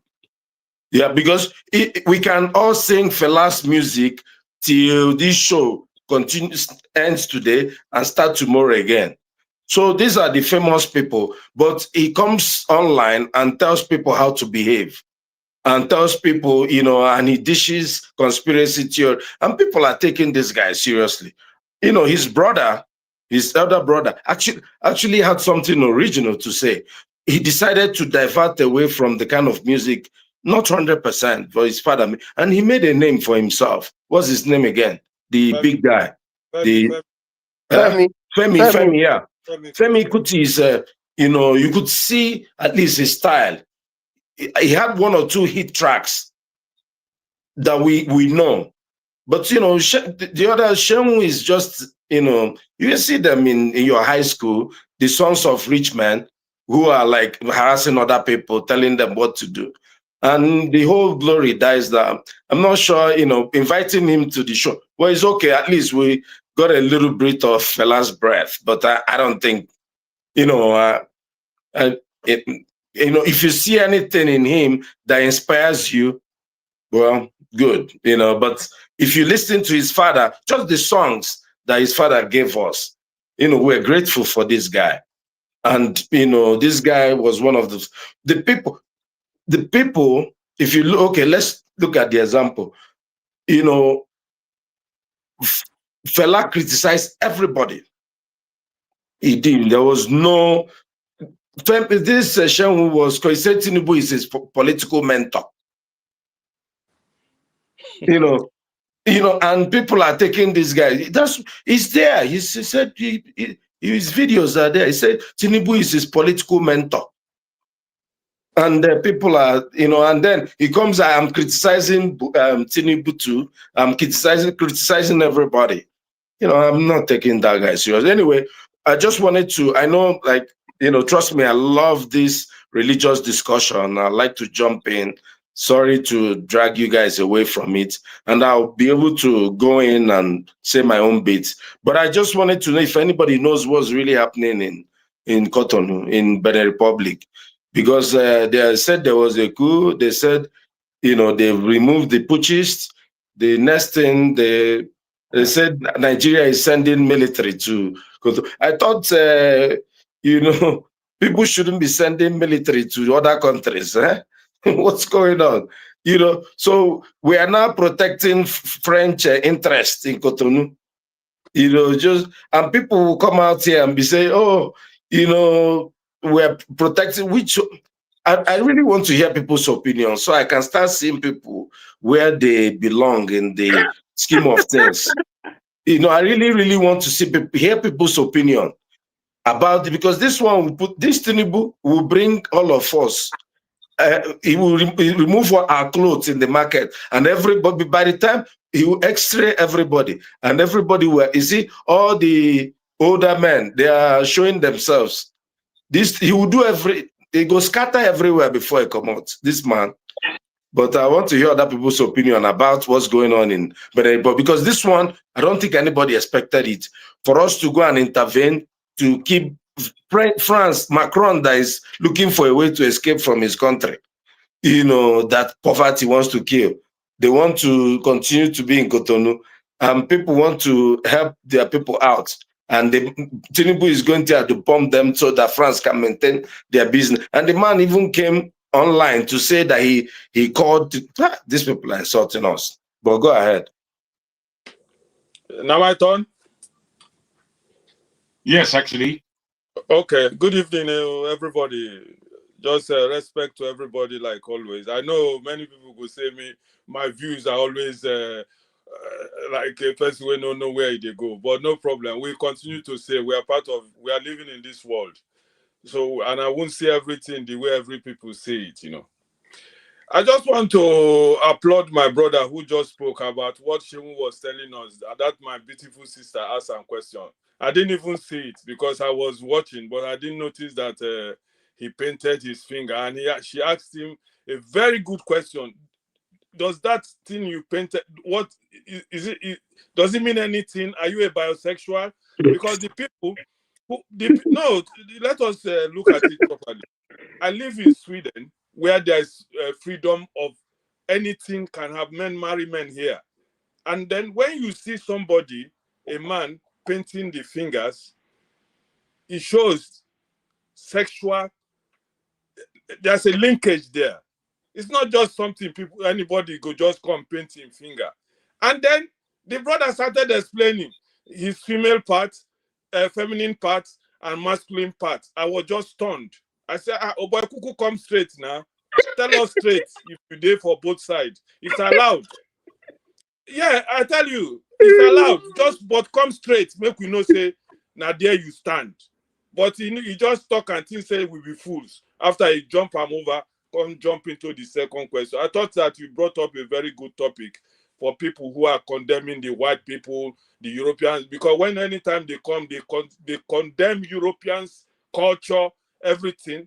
But painting fingernails is not African culture, for crying out loud, no matter where you come from. Anybody will say in culture they do and make una tell me. So I stand to be corrected on that. I've never seen it anywhere. You see? So secondly, I was enjoying the theological parts, which they talk about Christ and religion. But let me give my opinion about religious people. I was born into a religious family. I'm the outcast of that family because right from child, because I started seeing religious people right from time. Hypocrisy. You will see somebody they tell you, say they go church. If you do business of 2 naira, he go cheat you. If you complain, they go say, don't worry, now your brother, you don't have another brother. Or you give money to your mama, you go take and go buy lace and ashwebi. When you talk, they say, I bet now your mama, biko, rapia, or mama na, you go swallow. Then you come out to the street again, see the pastors and the so-called celebrity pastors. The other day I saw that arm robber way day for Winners Chapel. He was moving with convoy. I can't say na Akpabio one come as small time I see say na that bros come and say, so these people too get convoy like this. So what are they teaching us? You understand? And secondly, this educational system of Nigeria will destroy today. I don't know the Muslim people how they do their own, no. But now the Christians of Nigeria, especially those of this South, now they spoil our school system in that country. Make una ask me why. Do you know that when they open their church, where they open, the next thing where they go open a school, and they will go back to the government school where their partners, the politicians, refuse to pay them. They will take the best teachers from that public school, take and transfer them to their own private school where poor man no go fit go. You understand me? So when they talk about religion, KJ, sorry, I don't say you are religious. I don't know you are the attack. But I go to ask myself, because I hear somebody they talk about, say, heaven and earth. We don't argue and tire for corner. Who go that heaven, come back, tell us, say, na so it be. Because when I go, they accuse the 7 virgins where they wait for the Muslim, where they take kill innocent people. And they ask Christians too, who don't go that heaven, come back, tell us, oh boy, behave well, oh, because if you die, you will go heaven. Because if you check and well, all these our politicians, every Sunday you go see them for church. Our brother, Mr. Nwike, we plane be like say breeze blow the plane. He begins shout Jesus, oh Jesus, Jesus. After I go give thanksgiving for church, after I don't destroy. So when they talk about religion sometimes, I could ask myself, my brother, am I doing wrong? I mean, the devil who will make me no one go that church. But the people where they go, I know they see anything where they miss. That is the question I want to ask. Revolution. Can I answer because I want to leave now? I finished. Thank you, KJ and brothers, for giving me the chance to make my noise. Okay, revolutionary. I understand your point. The 2 areas I want to mention is you mentioned. First of all, there is a difference between being religious and be serving God truly. It's not about being religion. It's not about what you show per se. And Tony has been emphasizing this since we started talking. When it comes to what human beings are doing as a basis to measure what is the real thing, we need to be very careful. So nothing is new under the sun. I hope you know that. You don't get anything where they make me and you they do now where people never do before. People have been doing this. People keep repeating the same cycle. It's just a fact. I will try and answer your question with this little illustration. So I don't know how much of Bible you don't read though. So you get king where they call Ahab. Ahab wanted to go to war. And another king visited him called Jehoshaphat. He visited him. And he convinced that Jehoshaphat to join him to go and fight this war. But before Jehoshaphat agreed, Jehoshaphat said, come, but make we find out whether God really wants to make we go fight this war.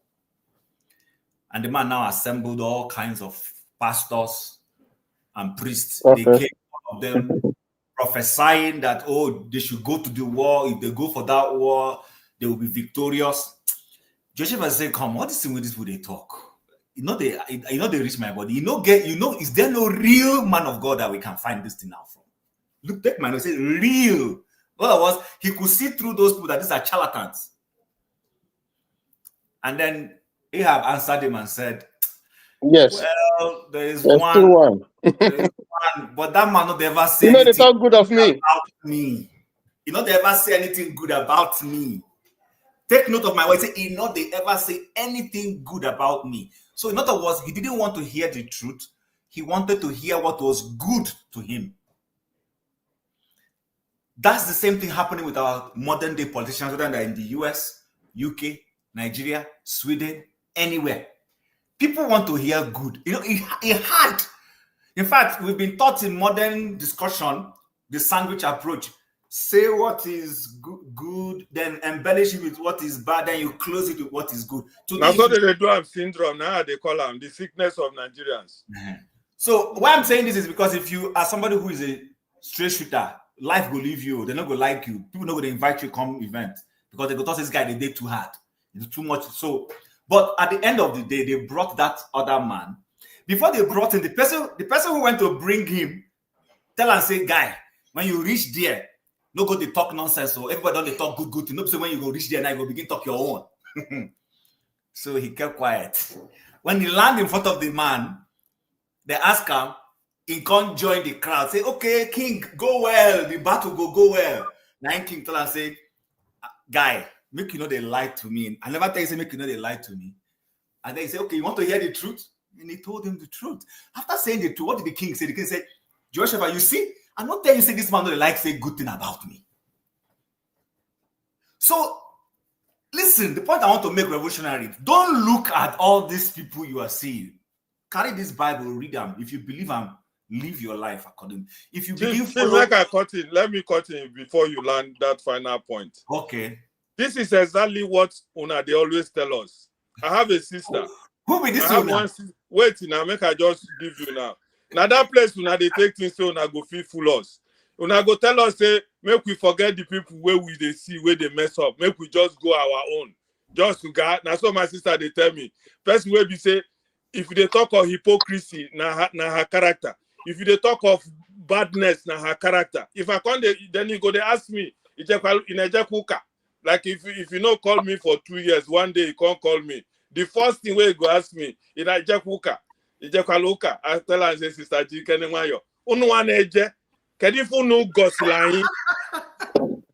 now you come now, you see as you want to end the story. Make her carry Bible, they read. Make her forget. No, revolutionary, see, just wait, the same way you kind of look church people and those pastors. Now the same way if you look society, you get people where you go work for, honest people where you go work for, they go pay your salary. You get people where you go work for, they go owe you salary. All business entrepreneurs no be bad people. Same way when they come to politicians, you and I they see them now. You get politicians where they go there, do within day right, but you also get bad people. The bottom line of the whole thing is, I'm trying to let you know, is this: as long as we human beings did this world, you go meet bad people, you go meet good people. It depends on you to be able to open your eyes to say, this one will be a good person. I don't want to follow this kind of person. Tim, I don't open my eye. You know how I tell open my eye? I know good and bad. And now the good that they do. Not be church or Bible go tell me to do good. Now they try to tell you. But thank you for the answer. Me, I want to go, I they work, they call me. Una do well, oh. I go they enjoy Una from background. Thanks a lot. KJ, can I say something real quickly, if you don't mind? Yeah, I just looked at the comment section and some people were like, I always bring bad news. I don't follow the norm. I'm always against. Let me say something. Look, and I didn't want to say this because I know people have their own lives to live. Look, I'm going back to Seun Kuti. Look, people can say some good things and say some bad things, but what do they represent? Fela was a revolutionary. We know what he represented, and we knew his bad parts. We forgave all the bad parts. It's not like Fela was a perfect person. It's like people who bring Nnamdi Kanu and say he was a saint.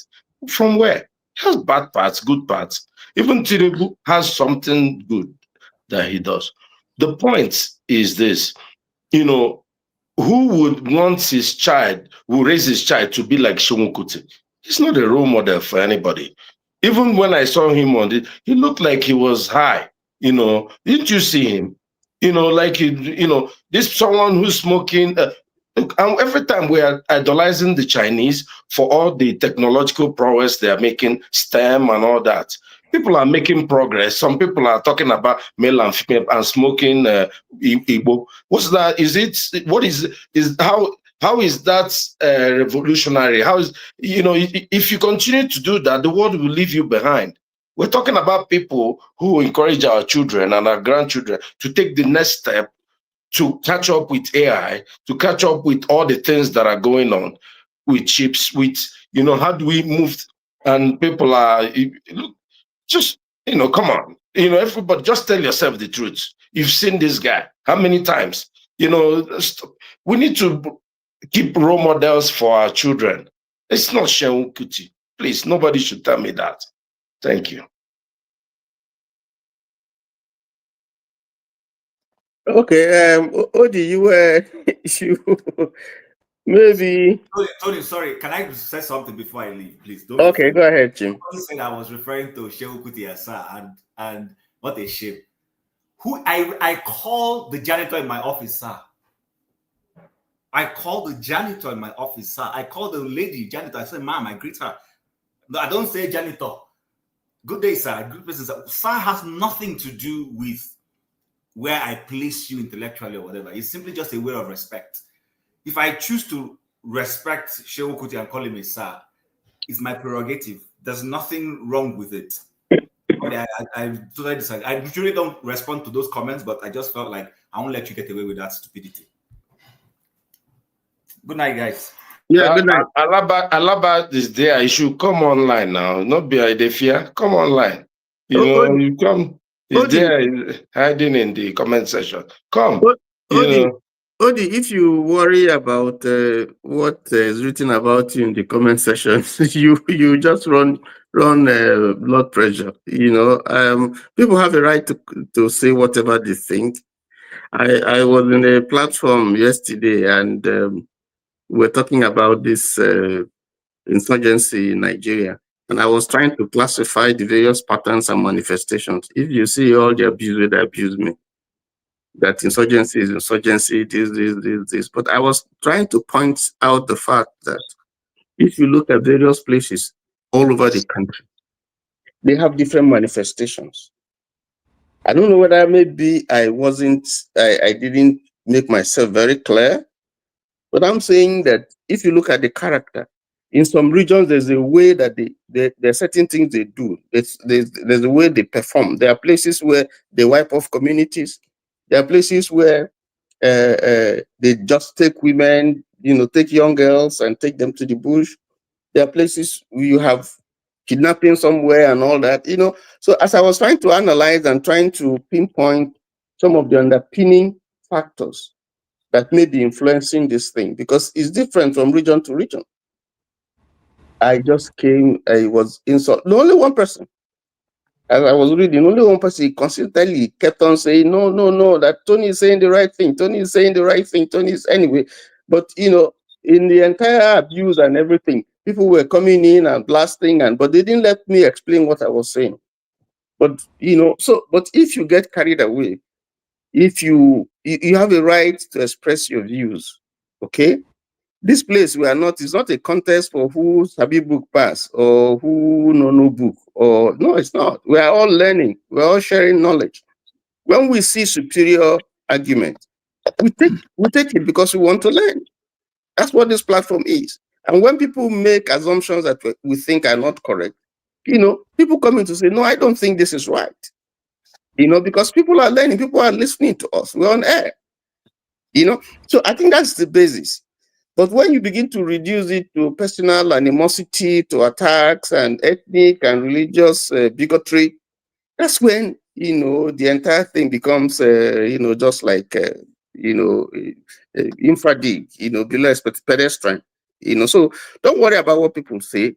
There are also people who are saying good things about you. So everybody cannot say, if people don't say bad things about you, then watch yourself, there's something wrong.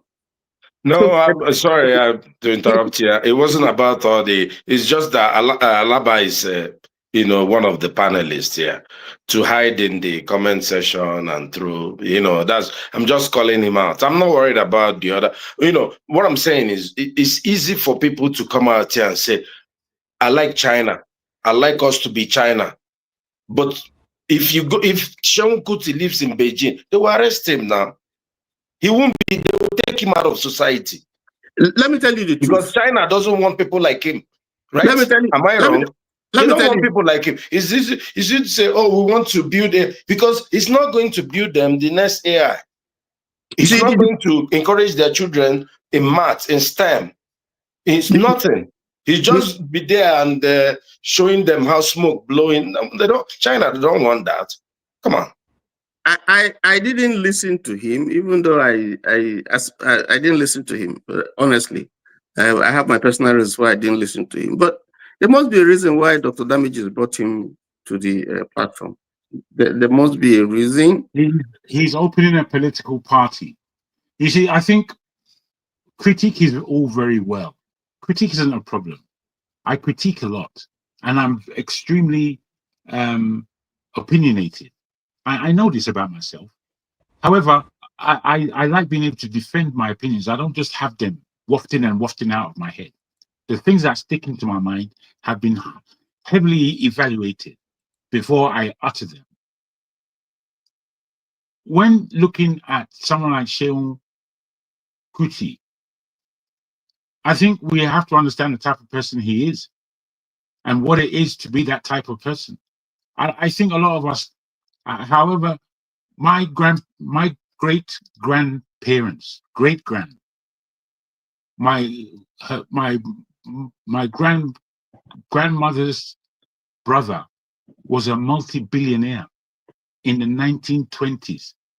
I have pictures of all kinds of levels that he attained. I met him before he died. The way he didn't lose his money before he died is after he died, his second wife stole all the money. And I was wondering, how could my parents allow this madness? What was this? I met the girl before she died, the woman who married my great. And she was almost like my age. She was a few years older than me. I thought, is this the girl that this whole family allowed to steal and kill? The fact of the matter is, money, like any other level of talent, ambition, or of jewel that remains in your family. But this thing is heavily attacked. As you know, Fela was heavily attacked throughout his life. So much so that the trauma of his attack affected the older brother, Femi, affected him. Femi is not weak, but he's soft. He doesn't like pain, and he doesn't want to entertain gra-gra. Whereas the younger one is more like his old man. And the gra-gra of life, he would deal with it as best he can. The way we judge people, I think sometimes is harsh. We're judging them like they're not human beings, like they don't have, frailties, human existence. They don't carry love. They don't carry misunderstanding. And I don't think we can judge people like that as though we're more than human beings.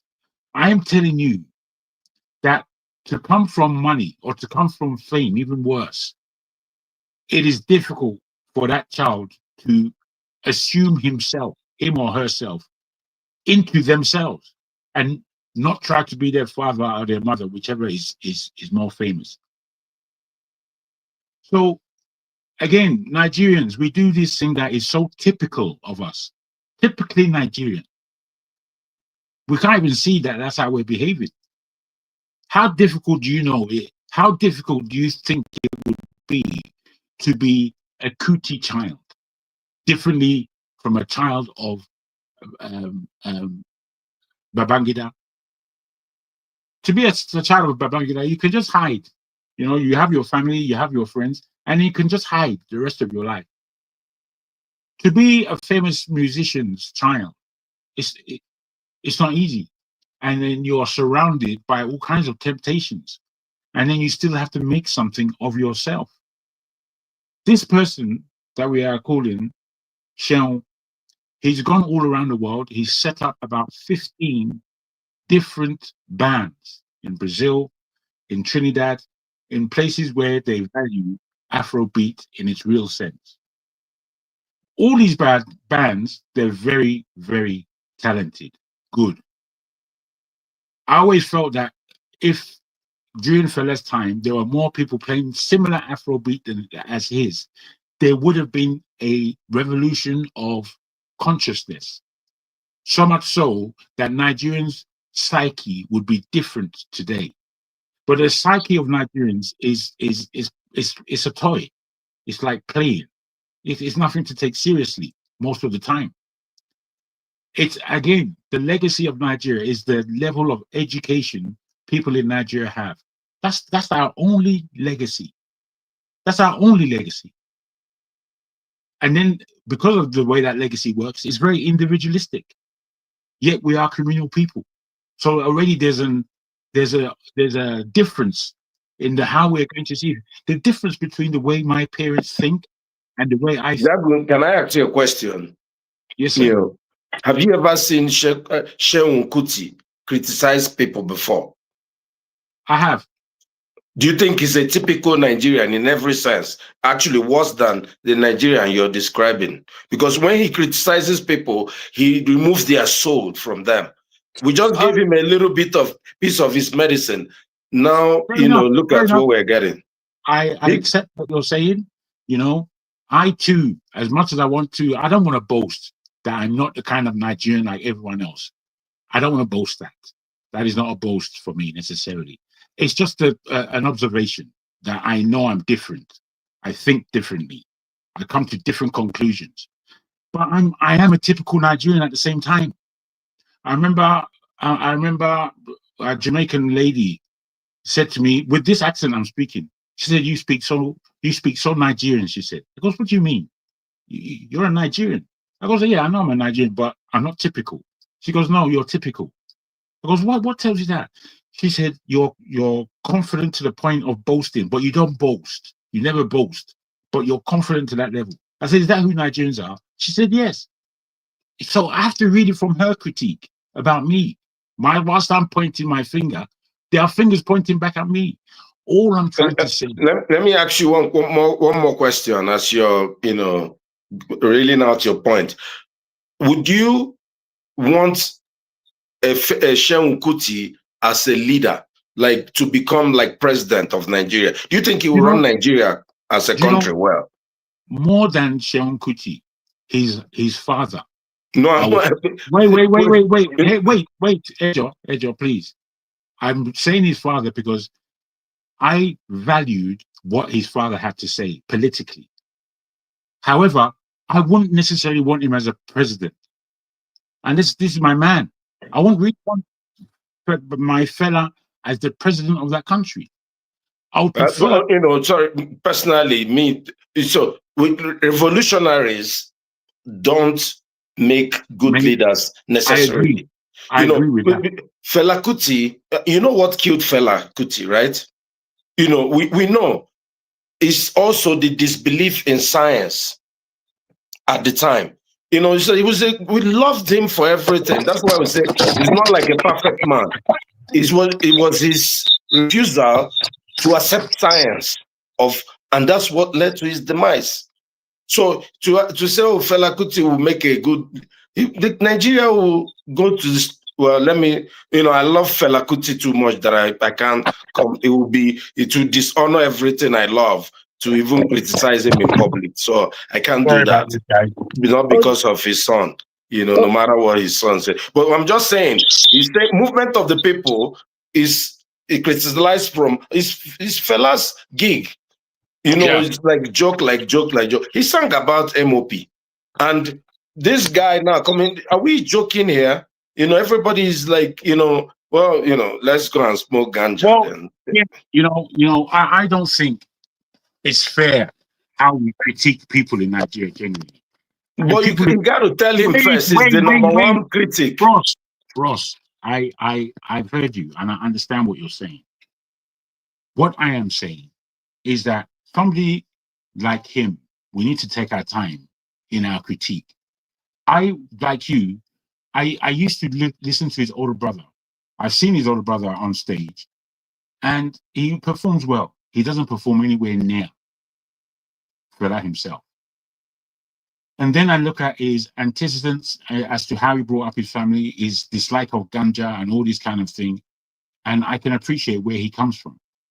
The trauma that he went through, he speaks about it openly in terms of, boy, when the police used to come and break up things in the yard, I knew that they were prepared to kill us. That was my life, he said. That was my life every day. He spoke about these things. We don't think about this. And from a child's point of view and what it means to that child to be regularly attacked by the grand authorities. We're harsh. I'm harsh. I know I am. But I don't want to speak for myself in such a way that balances it, because I know I'm harsh. But I'm not harsh with my kids. I'm not harsh with kids. They love me. All my nephews and nieces, they love me more than anyone else in the family, because I know what it is to be a child. I know what it is to be a Nigerian child. So I speak to them. And when I speak to them, it touches them. It touches them. I've been through it. I've been through it, and I remember it. All Nigerians are traumatized. Well, we don't know. All Nigerians are traumatized. And when you listen to them, all of us, you can hear the traumatic experiences that each of us have gone through. Pressure, pressure, pressure, pressure, every single day. When I was a child, I was just waiting. I used to wait. It was within weeks, that I'll find myself in big trouble again. I'll be in major trouble all over again. After I get over this sort of trouble, I'll become sheepish for a while. I'll be doing JJ up and down the place until I have to be myself again. That being myself was the thing that was putting me in trouble. But as I grew, I became more and more myself, not less and less. To somebody else, they will become less and less themselves. It's just the luck of the draw, how we take this pressure. This pressure that we're under. We seek solace all over the place to become Islamic, to become Christian, to become this or that. It's like you can't stay still. Today, in today's world, which is like 2 generations down, not my generation, the generation beneath me, and beneath that, Gen X, as they're calling them, those guys are growing up with a different kind of confidence as to what it is to be Nigerian. And I don't believe that we're necessarily helping that generation, because largely we don't know how to. Largely we have never thought of that about it, because that's how we are. We're sometimes get to the point where thinking just goes out of our minds. Me, I think every day, every night. I think till I can't think anymore. And I do that. I ask my friends questions about their thoughts and how they look about things. It's nothing like a Nigerian's. It's nothing like ours. So much so that the Oyimbos today in England, they know who a Nigerian is compared to whoever else a black person is, because they can see the difference. They see the training. They see the level of non-negotiation when it comes to the fact that this is my right in this country. They've seen it. They've seen the trauma. They've seen the discipline. And then they see the results, what we're able to result and how we result. They've seen these things. We hardly know it. Why? Because we're pretty crushing each other down. What I crush down is unfairness and unjust and hate. There are too many people on this platform that carry hate, things that I've forgotten about. They're coming and remembering it and then listening. Oh, you was the one who... Rubbish. Who respects that? Rubbish. All you're doing is telling me that you're emotionally deficient. You're telling me that you can critique, but you can't take critique. You're an idiot, as far as I'm concerned. Ugly person. Ugly inside and out. You know, as again, I can speak like this freely. Because why? Do you know why? Because I've been spoken to like this. I've been spoken to like this all of my life. There's nobody who can challenge me in the street. From when I was a child in this London, no one could challenge me in school, in primary school, secondary school, uni. None of them. I broke them down, including teachers, because I became defiant. Who are you talking to? Who do you think I am? Do you think I'm somebody that doesn't contain love? I speak like this is how I speak, because that's how people want to. They want to speak to me as though I'm not a human being. Are you out of your mind? Oh, you're not being polite enough. Will you F off? Will you go away about not being polite enough? Polite to what? To the rudeness that you're offering me. I'll be, you don't understand how rude you are. Somebody will come on the platform, boom, she will start talking. Nobody's asked her to speak. She'll just take the authority. She doesn't know that's rude. And that a man can't listen to a woman like that. Who are you talking? How can you come and crash the place? Where did you learn that from? Where did you learn that from? That's not how my mother behaves. That's not how my mother behaves. Another one would critique my mom to say that I'm the person who I'm the person from a family who left their children with other people. My mother never did that once, but she had the nous to have the gall to utter what my parents are. If she was in my presence, the slap that she would have received from me, she would have known that I can't contain that kind of rubbish. Who are you talking to? I'm not here as a gimmick. I'm not here as a gimmick. I've lived life. a lot of life. Nigeria, as everybody knows here, has the power to change the whole world. Everyone, all of us know this. But somehow, to come to levels of agreement, we can't do it. We can't do it. Why can't we do it? Has anyone tried to ask or answer that question? I won't take up much of your time. Thank you for hearing me. Okay, thank you so much. I think at this point, John Cho, Uzo, you are here. You have not spoken. Diaspora voting. You are here too. So let Uzo go. Then after that, we'll listen to diaspora voting. Every time I come in, this guy with big beard that's going to say that everybody will come in. Let him speak first. Uzo! Whenever I come in, you see him, you show up. Is he following him all over the place? You see you following me now. You came last. I was saying okay. All right. So I listened to a little to our person, the girl showing up. I didn't even know, like, I didn't get anything he was saying though. That's me. I know him when he was young. Everybody know that this is Fela in making. Damn, his the senior brother. What's his name? Femi. Femi. People know that when he was little, this is a fella that came back to life. But the way he's going, man, I don't think he have anything like 50% close to what the legend prophet have spoke about. I don't think it's close.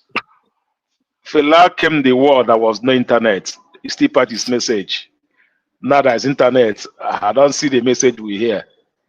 The message we hear is the MOP, Movement of the People, which I know that it's his father's idea, which didn't come to pass, you know.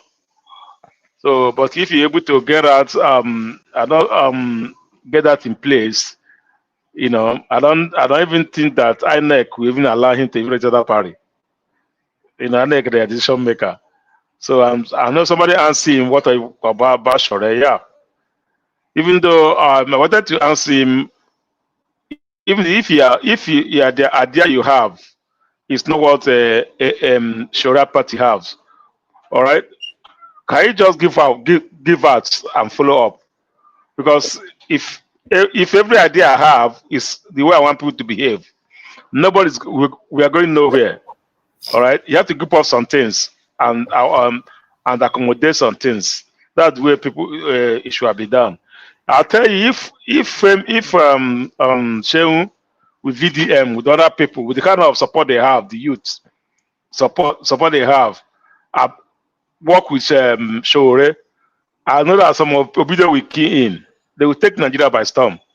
But at this ready to come together, the way it is, if VDM uses the way it is right now, Seun key in, Shore key in, Obido movement key in, some. I tell you, they will take Nigeria by storm. But I don't need to key in. The ideology is not according to him. But you have to draw some things. You don't have to get everything you want. If you can get 50% of what I'm thinking, then everyone can put here together to work it out. But if you think that my ideology is not your ideology, so it's not going to work, we are moving no place. But I tell you, if they can, these three people I call their name, they can, you know, drop whatever they want to become. You know, I'm key on one person, they will make it. I just imagine Seun, president of Nigeria, how is it going to stand for everybody here? Seun, president of Nigeria, how's it going to look like? You know, how's it going to look like? You know, so that's my point. So they should key in under one umbrella. If they want the betterment of Nigeria, they should key in under. If everybody looking for their money, their pockets, then they should also be running head scatter. You know. But they should key in one person. If Shore is the president to key in, both him and VDM or other RTV, they should just key in and give him support. Then Nigeria, we know that we are heading somewhere. But if he want to run under MOP, sharing the vote of everybody, it's not going to work. we still here we are. And I don't know, for real, I don't know what he's even doing. You know, he has that platform already. They have the name, the family have the name and the platform. You know, even people that don't know even people that don't know him, hearing that his father only is like his father only already made the way for him.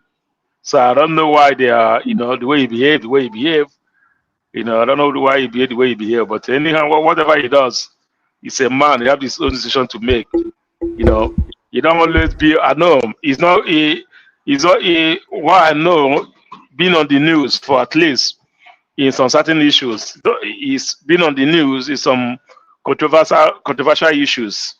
You know, I don't know if he's an activist or as a musician. I don't really know. You know, they call him activist, but since I don't see him as activist, I don't see him as a musician trying to make a living. I see the musician trying to make a living. We know what activist is. We see people go for it. I see the musician going to make a movie, a living. But if you want to go into politics now, good. But you have to bind to somebody's ideology. For him to say, okay, it's an ideology. I don't know which ideology is right. The way he think is different from how every Nigerian think. You know, the rate of life. Sometimes the rate of life is bigger than what we are thinking. The way I think that's not the rate of life. So that's not my own, what I just want to contribute. If he can drop whatever he's doing and support Wure, yeah, he always says Wure fan, he vote for him. But if you can give him that full support, video and key in, all of that will key in, then we are talking. They will start talking. By the time these people key in, now we are talking about taking the power to the people. It's not just one person that's going to do it. That's just it. Thank you. Thank you. At diaspora voting, you heard what Uzo asked. So, will you like a President Seun Kuti? President Seun Kuti, is it possible with the movement? And I think, do you think that the movement MOP will be registered as a political party in Nigeria? You said it was what Uzo asked. MOP. Oh, okay. Well, see, let me try to be human, not to be, sentimental. You see, everybody in his own right, has the right to become whoever he wants to be. You understand? If you ask me, do I want UKJ to be president of Nigeria? No. If you ask me, Odi, no, never. You understand? So same thing, maybe no. So we shouldn't first of all put it as if Seun is like it's too radical, it's too this. Even you that is even speaking small English, whatever. No, I don't want you. Everybody has a reason. And if we started leadership in Nigeria as people like Seun, even before we were born, I don't think Ghana would have had any complaint. We would have seen that it is normal. Because I guess there was a time in Nigeria when military was doing their thing, or rather when the first civilians started, then maybe about Awolowo, Azikiwe, then where they were doing that thing, somebody must have pitched the idea of military being head of the country. They'll say, no, never. It won't work, never. They never imagined it. But somehow, some way, it happened. And everybody accepted it. And to some extent, comparing it to the kind of leadership we have now, people still prefer the military era than now. So, but before then, it has a lot of pushback. So, first of all, it's not right for us to. I didn't watch the interview. Let me know, I'm just joined because I just saw you on live, and I started where Odi was speaking, and I would say what he was saying about Seun, sort of, I would say it's not right. It's very wrong. Seun in his own right can say he wants to become anything he wants to be, and that is his right. However he does it is his own personal business, not your business. You might not like it, because if you ask him to, if he wants you to be his president, he will tell you no. That look at you, you have bald head, you wear brown shirt, you always sit down behind, you always sit with books behind you. I don't like it. He will say have his own reason to say you understand. So, but when it comes to opinion, you can challenge. to say, okay, no, I think you should do better this, you should do better that. Yeah? So to say if he has the right to be president, if I see him to be president, it might be no, it might be yes, because everybody has a reason. If you ask his son or his cousin, that they might tell you 100% yes, and it's still their own right, because nobody has the right to judge anybody for their aspiration in life, no matter how they look. They might not be the way you want it, but it's their right. Just like I said, you that is wearing markers right now, sitting gentle, speaking English, correctly English, people will still tell you, no, I don't want you to be my president. Likewise, me, look at you, your beer, no, look at your head, that smoking go, I don't want you. They can say it. You understand? They can say it. And I will not hold it against them, because me too, I don't want them if you ask me. So we shouldn't take it as if it's a personal jab, like, no, I don't want you, you are this, you look responsible, you look, it's his look. And judging from what he has become in his life, he has tried for himself, so to speak. I believe where he has traveled to, you that you think you are a good leader, you have never been there. Maybe the amount of what he has acquired with his own talent or whatever, you that is gentle, you think you are good for president, you've never acquired it. So everybody has their own blessing, calling, or way of life that we as human beings, we don't have right to judge, except they directly come attacking you, your principle, your whatever. They come face to face, they come back with the opposite you. Then you can challenge. You can challenge, like, no, this is my space. I want you to be like that. But if it's a general issue, which it has to be with their own prospects in life, you don't have right to criticize, to challenge them. It's what they want. You understand? And you say, I wish you good luck. If he be, let it be. Because if tomorrow now, like Oji said, if tomorrow now all of them come together, because Nigerians see many of these people as radical people, like he said, very dark man, Showore, and the one other person he called just now. If they all look like radical people, like, no, this guy will beat people anyhow, but they have the numbers. If tomorrow now all the radical men come together now and choose one person with their numbers and they become president, what do you go do? But you will say, no, I don't like them because they are radical. They are this, they are stubborn, they are this and that. But they have the numbers, they have the following. If they come together now with their radicalness and form a party and decide to vote, even if they don't form a party safe, if they decide to put one candidate in like Obi now, or like maybe ADC years from now, and one of them decide to register and they have the money to buy the form, and people rally behind him and they become the nominee, and now with the radicalness now, the Nigerian, they come with the vote with their numbers, will you say no? You're not going to allow them? So this is possible. It's just like, you might not agree with the way the steps are taken to get to that place, because it doesn't go with your own value, but it doesn't mean it is wrong. And it doesn't mean if they get there, they will not deliver better. Because the ones you think they are gentle over the years, what have they done? Nothing. So why don't you think maybe it's even the radical self that has this? Because there are some people here, you might look them like, yeah, they are rough, they smoke this and that, but in their heart, they might be so kind. At least experience have taught me that. There are some people you think they are pastor, they are gentle. If you touch them small, they are worse than devil. You go like, you that think is gentle, you that you smile all the time, that is so quiet, like you wicked like this. There are some people who you think they talk anyhow, they shout, hey, fight this, but they think they will fight, they will burst bottle. But when something happens, they will be the first person to be looking for peace. Hey, no, please now, no, don't like violence now. There are people like that. That's how life is. That's the irony of life. So sometimes people might come across, like for me, the guy is not somebody like I see as a role model for me, or to say because he depends finger or whatever, but that is his own lane. And ask him, has it taken him to where people with his agent today? Yes, he has taken worldwide with his music, with his talent, so to speak. Even his music, people may not like to listen to his music, but he gets fast when he listens to his music, because I've seen this guy playing in concerts. If he's not good, they will not be taking him in concerts, going over the world playing music. If people don't like his music, they play. So he's good in some extent, and so he might still be good in this way of leadership skill too. The way he's roughness is in leadership, people may still like it, because they'll say, yes, those kind of people are the ones that make sure things are really, they don't follow the book. They just make sure, yes, it is this. They must be liked. I don't want to hear that we have to set up committee and 7-man committee to make sure they select. Go and make sure they select, and that's it. That might be his way of leadership. It works, yes, it works. You get my point? It works, yes, it works. So the truth is, like, it might be in his own lane. You might not agree with it, but that is his own lane. So I don't think we should, like, somebody who like we really like to drag people down, and that is just typical Nigerian. I better pass my neighbor. I've said this several times here. We like to drag people down when they don't agree with you, or maybe share the same core value with you. They are like opposite you, so they must go down, because you must be the one up there. So, like for me, like I said, I don't listen to him. I just see him on social media. What are you doing to talk about again? I just take the picture of shots and just move on. You understand? But in his own right, he has done well for himself. I don't think maybe yes with his father's name, but there are many people who came from rich family. They not do as rich as he rich. So he has tried for himself, whatever. If he wants to be whatever, but talk is like if his party, the way his party, with the present Nigeria we have today, they will not want to do it. Why? I don't know.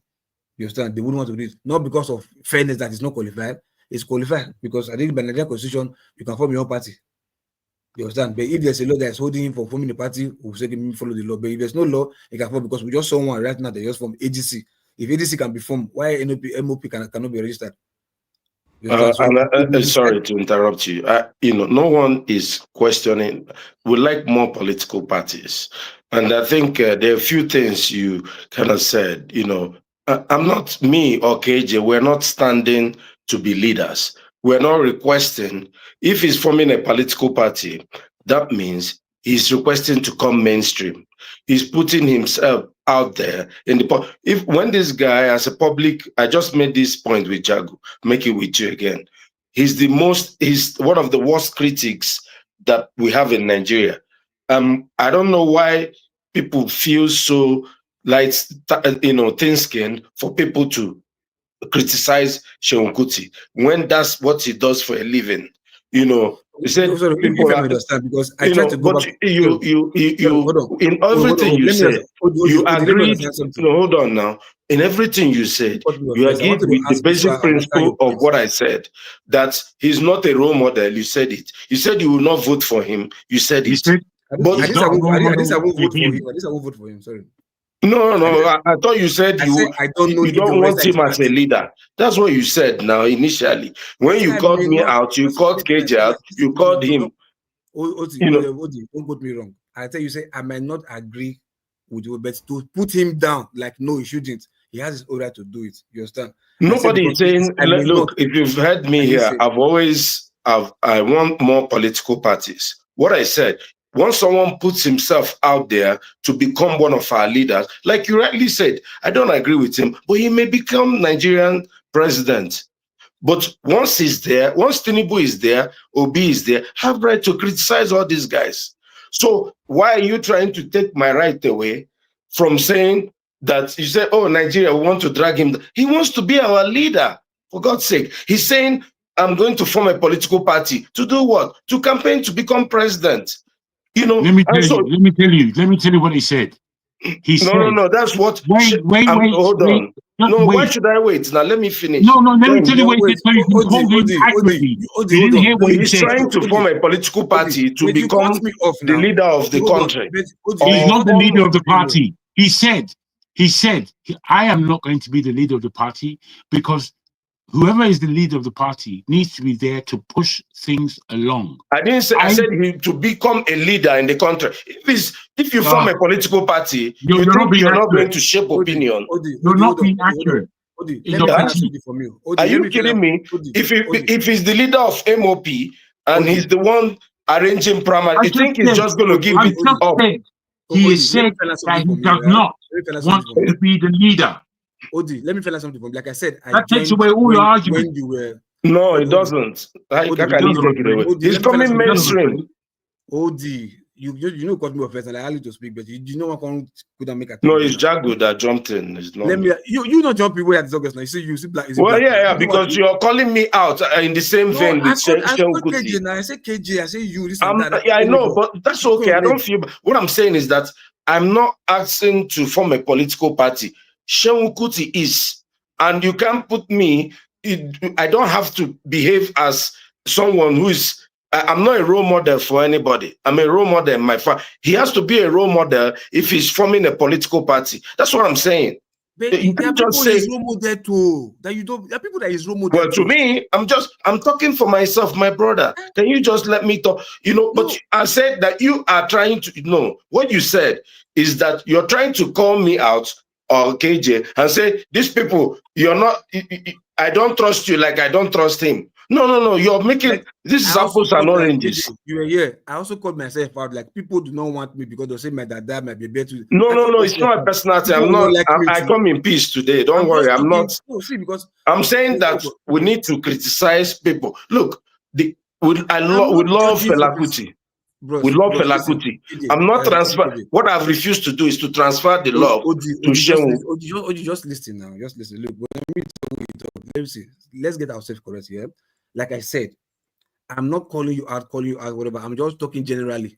Like, everybody who do not want somebody, so also people do not want you for their own personal reason. I'm not targeting KJU. Want them for what? No, that's the problem. For what? No, it's not closing your eyes. Want them for what? We're not asking to be leaders. Ojo, can you get just hold on, just match break small. Like I said, I did not call you out and not call KJ out. It just be like I just use as I take this sequence for the screen. Maybe I will start with Jagun first.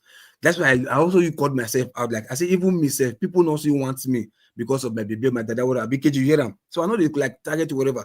I'm just saying, like, anybody that is saying no to this person, that somehow you are wrong, because that person in his own right has the right to do so. No, how am I wrong? That's the problem. You said I'm wrong. How can I be wrong to my own opinion? You're in my house. I talk, and you are coming to my house and taking my own opinion and throwing it in the trash. That's what you're doing. You're saying that I have no right to criticize Seun Kuti. That's what you're saying. No. Adi, what's wrong with him? Adi, what's wrong with him? What's wrong with him painting his nails?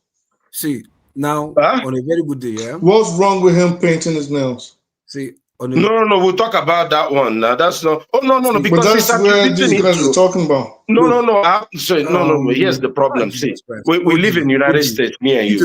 And people can do whatever they want. I'm saying, don't attribute that to Africanism and African masculinity. Don't do that. I didn't hear that part. No, you didn't hear him. No, but I had to leave. But this is the thing. I don't think any local people be talking for like 25 minutes. Relax. So for like 25 minutes, I don't understand. No, I'm exaggerating the time, but you guys have been like. Have seen forever. You guys would have respected me. Yeah. Let I got it. Do your thing. Naija, please go ahead. Hold on. Let him come in and speak. Because now you call this. You to say another you talk now. You say hold on. I mean, this is for Adi. And by the way, KJ, I wish Tom was here. I wish Tim was here and Dr. Dominic. Great show. What you guys are talking about, and I don't know how we devolved into this, but you guys, it was really nice listening to four of you. Thank you, Adi. Yeah, Adi, I don't know. I don't understand where you're coming from, because if you understand African, and I'm not saying you don't understand it, I'm just part of my sentence. If you understand African history, right? Africa never really had a problem with same-sex relations until the advent of the missionaries. So if you read like Roland Hyams' Sex, I think it was Sex and Colonialism, I'll check the name again. He had a book on that. Ed Pratt also had a book on that. And they go in depth about how African societies, not saying they promoted it, but they didn't abhor it until the advent of the missionaries into Africa. It wasn't something like how we look at it now. Like, oh, you're going to go to hell if you have same-sex relations. It never was like that. Africans did have homosexual same-sex communities. They were there. And nobody... Not saying, again, not saying, let me put a disclaimer. I'm not saying Seun is a homosexual. I'm just saying, based on what people are saying, like in the comments, based on your comments saying why is he painting his fingers, and people are like, I don't have any problem with that. I think you're misconstruing what I'm saying. I mean, I think you don't do African, history, any favor by. I can tell you where I come from. We didn't have, we didn't accept, or there was no place reserved for same sex. I don't know, maybe from your side, maybe you can tell me, and then it was all over Africa, sir. I'm talking about where I come from. I don't know what you're talking about. That's what I'm saying. Maybe from your own side, you can tell me more about that. But I don't. I'm just telling you, because one thing that is sacrosanct in most people in Africa, because what you're turning history on its head. What is sacrosanct in Africa is that people don't want same-sex anything, especially male to male. So the idea of you saying, you're trying to paint it that before it was Christianity that, brought homosexuality in disrepute or something. No, please don't say that. Okay, you totally misunderstood what I said. I don't think Islam. I'm saying, hold on a second. You totally misunderstood what I said. I said, in Africa, we did not have a problem with it. Not saying we encourage it, but it wasn't. Let me land. But it wasn't ostracized. It wasn't given the same side eye we give it now until the advent of the Christian missionaries. This is just what Africa was. If you go in the north, they have what they call the Dandus, I forget. I could check it. They have them. We've always known that they existed all over Africa. I'm not saying we had to participate in it, and not saying you were forced to participate in it, but we accepted and understood that these people existed. We didn't ostracize them. I completely disagree with you. Show me evidence. Okay. No. Okay, for example, go read Ronald Hyams' sex. Hold on 1 second, sir. You asked me a question. This is not about our feelings. This is about our facts we can prove. So you're asking me for a fact. Go read Ronald Hyams' Sex and the Empire, Mark Eprecht's Heterosexuality Africa. This was in 2008, Ohio Press. And you read, there's a review, a press review, Homosexuality in Africa in 2013, volume 55, number 3. This was also in 2013. Don't worry, you're going to read my own book. Don't worry. I published a book last year. I'll give you to go and read. That book says there was nothing like what you're saying. Right. What are you talking about, man? Are you trying to twist our brain? Right. Like, so you're saying that I should read one book by one Ronald. Who's that guy? African. Hold on. No. African tradition has been orally transmitted over generation. That's what we know. For you to now sit here and say that I should go and read one book by one person that I don't know to tell me about my tradition, at least the way I come from, that this, come on, don't say that, If you, because listen, you're trying to. I'm telling you, if you go do a proper research and a proper review, you will see that there was no widespread homophobia. It's not the way it is now.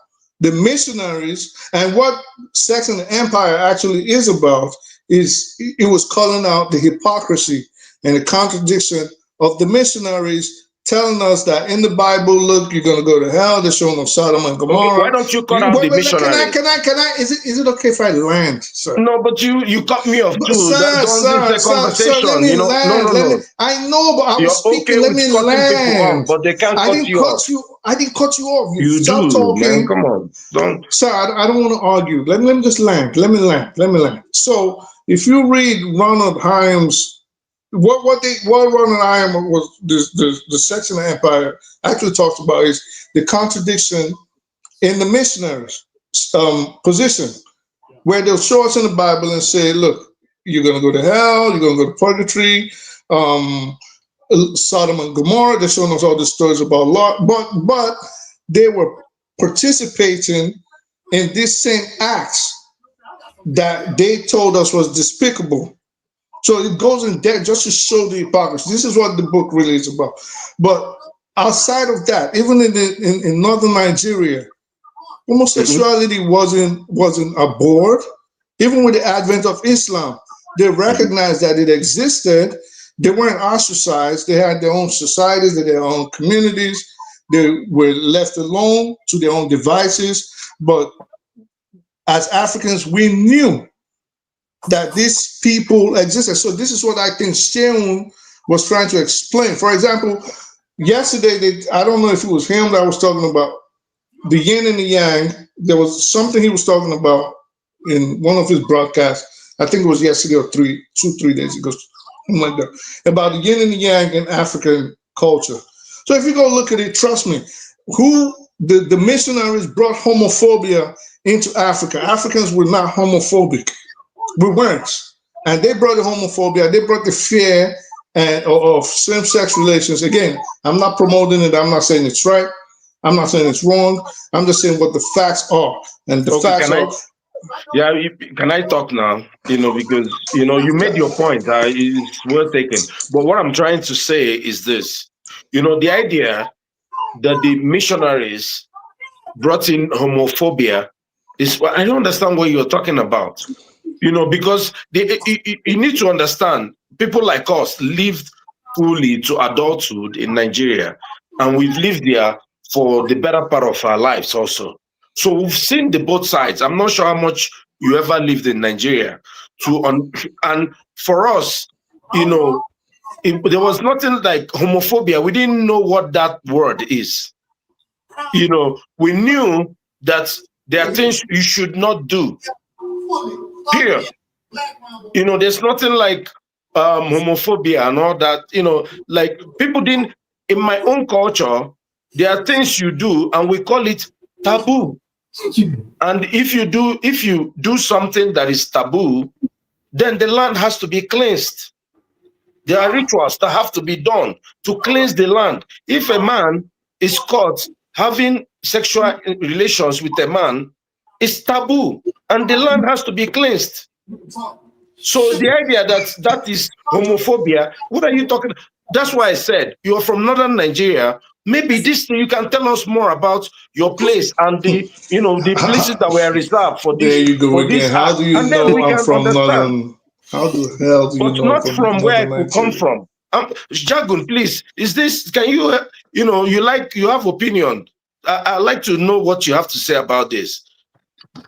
This is what I have to say. Most of the things I say are of personal experience.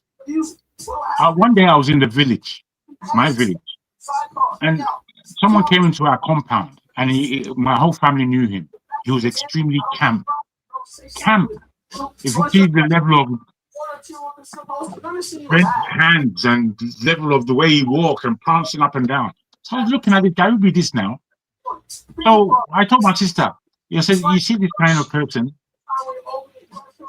He's a homosexual. She goes to me, no, he's not. He's going around in a very camp manner. It doesn't matter.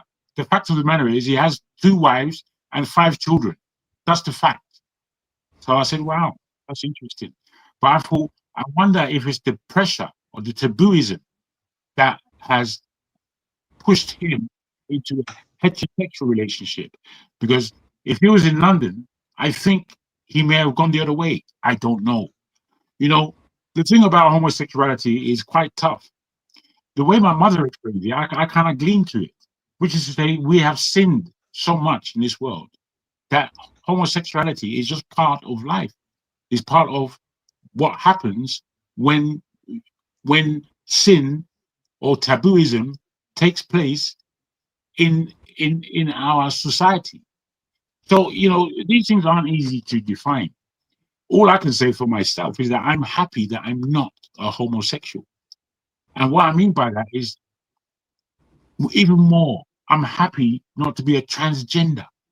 Because I think if somebody is actually a transgender in the real sense of the word, which is to say that he's not pretending, he or she is not pretending, he's not trying to claim fame, he hasn't gone completely crazy, even though I think it is a mental thing, then I would not like to live like that, because I would not like to be that, because it will be the most lonely life I would be able to experience. Hear me out.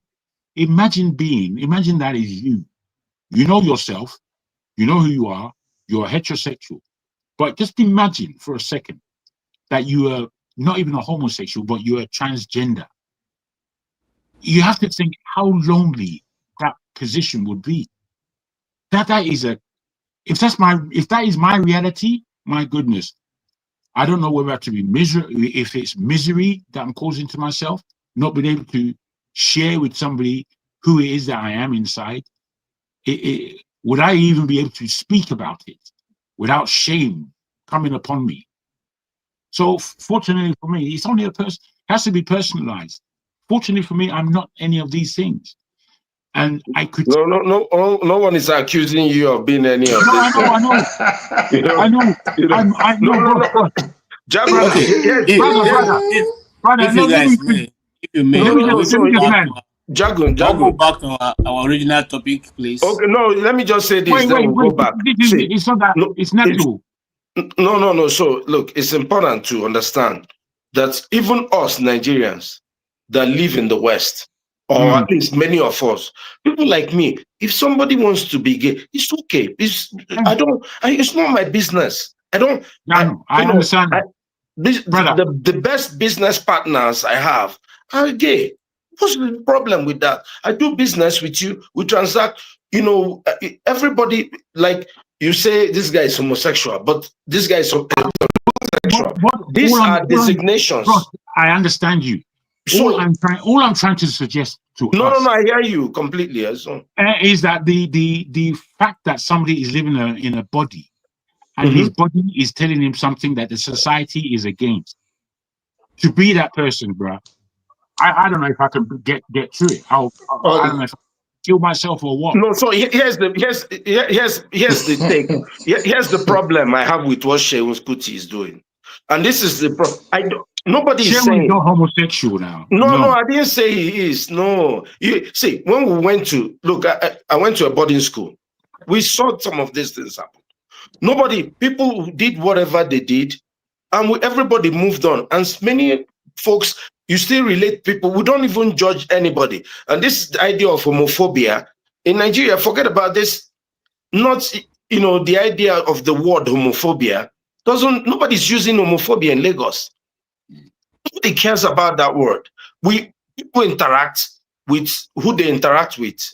In what I do, you don't have to use a word. Hold on. In what I do, they put a law in Nigeria. How many people have they put in jail for that law? They put the law just for politics. But that's still part of the homophobia. I understand. Okay, hold on. Let me tell you something, and that is important. You didn't live in Nigeria like us, so that's what I'm trying to make sure. How do you know these things? Like you make a lot of. It's evident. Just continue. You make a lot of blanket statements. No, maybe my parents are just more open-minded.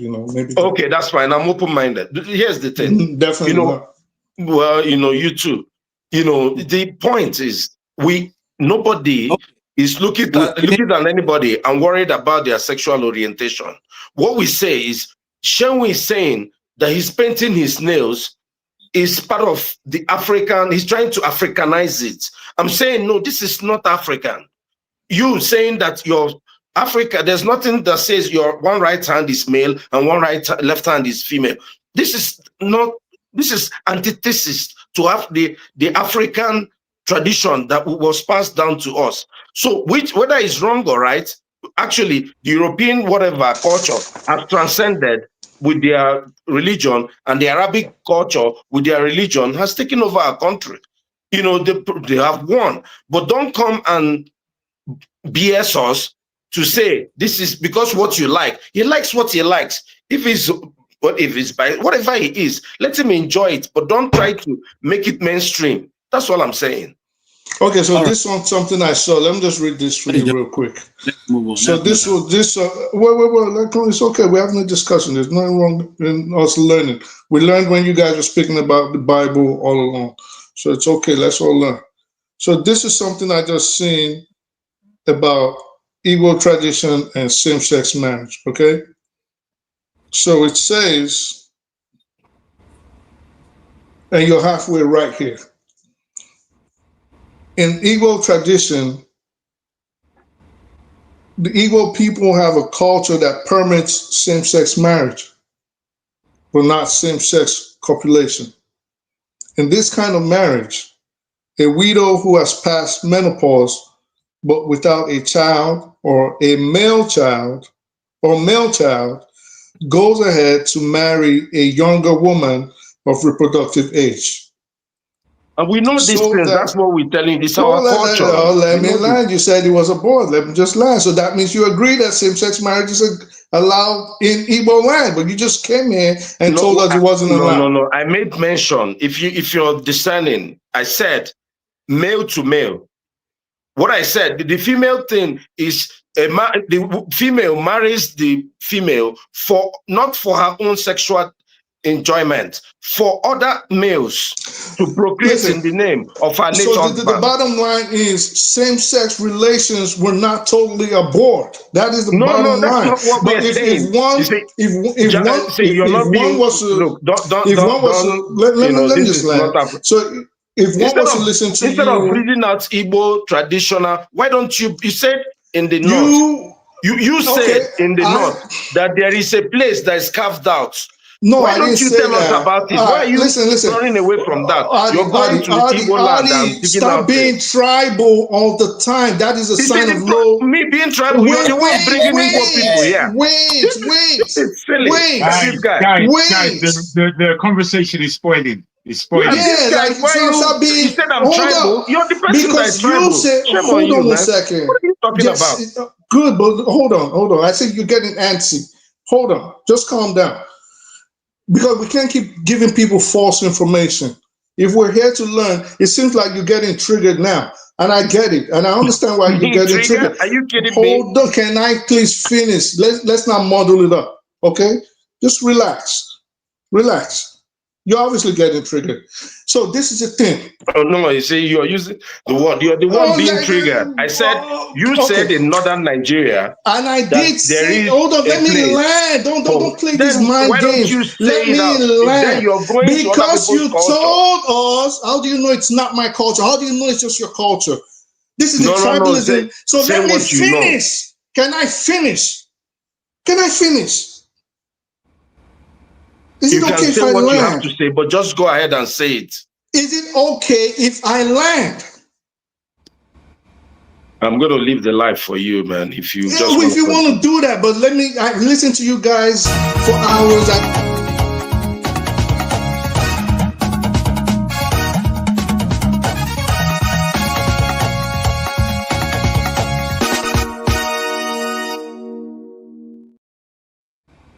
Okay, guys, let's take it easy. That's not where we're going. But if I must say something,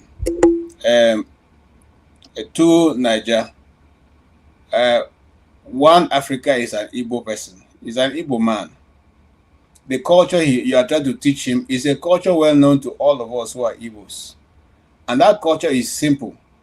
If you marry a lady who has passed her bearing age, and she loves her husband, and she wants her husband to have children who she call her own, she has the right to take her money, choose the woman that she likes, and marry her on behalf of her husband, and bring her to their house. That lady will bear children for her. Those children will be called her children because she brought her, not because she's going to have any sexual relationship with the lady. But this is exactly the tradition that Sarah did with Abraham. She ran out of the time that she thought she could have children. She said to her Abraham, I want to give you my maid. She will bear children on my behalf. KJ, this is what is practice. There's nothing to add to it. Let's move on. KJ, let's stop being smart by half. All right? Let me land, please. Okay, can we take our last closing moment so we can all close? If people, just because a person starts saying what you don't like, does not mean you start. I'm not saying you, KJ. Please, let me just land. Please, I'm not saying you. When I say you, I'm speaking in general. Just make the point. Stop talking about people. Go ahead. There you go, Artie. Because a person, I'm making my point. Can I finish? Please? Just because a person is saying what you don't like Just make the freaking point. Can Stop talking about what. No, you can't finish when you continue this way. Make the damn points and just shut up so another person can talk. If that's not how you speak English, Well, or you cannot comprehend it, that's not my fault. I speak 11 and I speak 7 perfectly. But let me just land. Let me land. Just because you don't like what you're about to hear, you guys are just exactly like you don't like what I'm about to say. You came on here, you told us that what I was saying wasn't right. I mentioned the North, I mentioned the Yandaudus, and I mentioned even in Southwest Nigeria. In fact, I said all over Africa, there was no homophobia before the advent of Christianity. I didn't even say Christianity because I knew people might get triggered. I said the missionaries. Of course, the moment I mentioned the missionaries, someone started getting upset. You said, oh, it doesn't happen in Igbo land. And you said, in your place doesn't happen in my place. Now I'm bringing out proof that it does happen. And I started off by saying, you are right halfway, and I'm reading it because you don't like what I'm about to read. I'm going to disrupt the show. I'm going to muddle everything up, and I'm going to start jumping down your throat. We cannot achieve intellectualism like this. The truth is the truth. The truth can never change, no matter whose ox is God, no matter how. So we just have to, is it that your way or the highway? You're just a lecturer. We just hear you lecture us and you walk away. No. I said something. You interrupted me. You interrupted. Said I was wrong. This is what you said. No. See, the problem is when you're trying to confound people. What you're saying. What we understand by same-sex marriage is not what you're talking about. You're confounding things. Katie just told you, would you call Sarah a same-sex woman? What are you talking about? I don't care about Sarah. It's not the same thing. This is what I did. No, because you're confounding people. People will go away from this discussion believing that, in Africa too, they do some, before the missionaries. You're just trying to make us agree to the point. Okay. Hear me out. Just hear me out 1 second. And I'm not going to let you out. I'm not going to let you out of that jam. I didn't say let me out. I said hear me out. Again, you're not hearing me out. That's why you're not listening. I did hear you. I said I'm not going to let you out of that jam. Is it okay let the person speak? You've been speaking. What's the problem? You just said something and I'm replying. Let me speak, sir. Mr. KJ, I have... Dr. P, let me just end this. So this is what I just said. I started off by saying you were halfway right. I did say that. He was more than halfway right. He was completely... Wait, hold on, Jacob. Please. I said you were halfway right. In that, in Igbo land, the male copulation is not allowed. In Igbo land, same sex, this is what I kept saying, same sex between women. Of course, there's a caveat to it. But same sex between women is allowed. Maybe not same-sex marriage. Maybe not copulation. No. All of those languages are incorrect. You can't speak incorrect. Like what is it? He's trying to is it incorrect? Wait. I'm gonna clear this up. Hold on. Same-sex marriage incorrect between women. I'm gonna suggest, KJ, would you allow me, please? Would you allow me, please? From copulation. It's different. Exactly. So what's he saying is wrong? Because he just wants to talk, or it's wrong. What's wrong about it?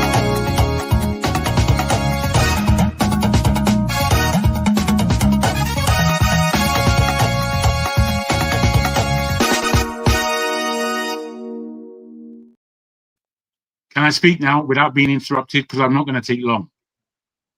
But what Speaks is saying, it's an argument, and it's an unnecessary one. Homosexuality, same-sex marriage, these things are being written wrongly for anybody's understanding. If you are talking about homosexuality, then you're talking about a male and a male copulation, or a female and female spitting on each other because you can't call it penetration. So for whatever's going on there, you can classify a homosexuality, but you can't bring one definition from God knows where and say same-sex marriage is two women married to one man, because that's just normality. Who said that? What are you even listening to? You just want to talk, bro. Let someone else talk. You're just talking rubbish, man. Come on. All right, fair enough. You said that. You just want to talk. Like, what's this one saying? All right, fair enough. You say you're gonna repeat yourself. At least I won't repeat myself because I don't have to. You just want to talk. Like, are you gonna say that a third time? Is it going to make sense when you say fourth and fifth? You can disregard me as much as you want because of your own heresy. That's not a problem for me. What I'm saying, as I've been waiting for you to settle your conversation, I just want to talk. You are taking over the whole conversation for zero reason. Homosexuality is homosexuality.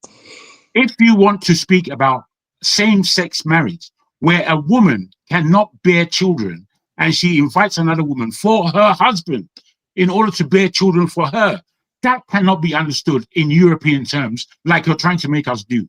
I reject what you're saying because it's not same-sex marriage. Okay, it's just bullshit. It's bullshit upon bullshit.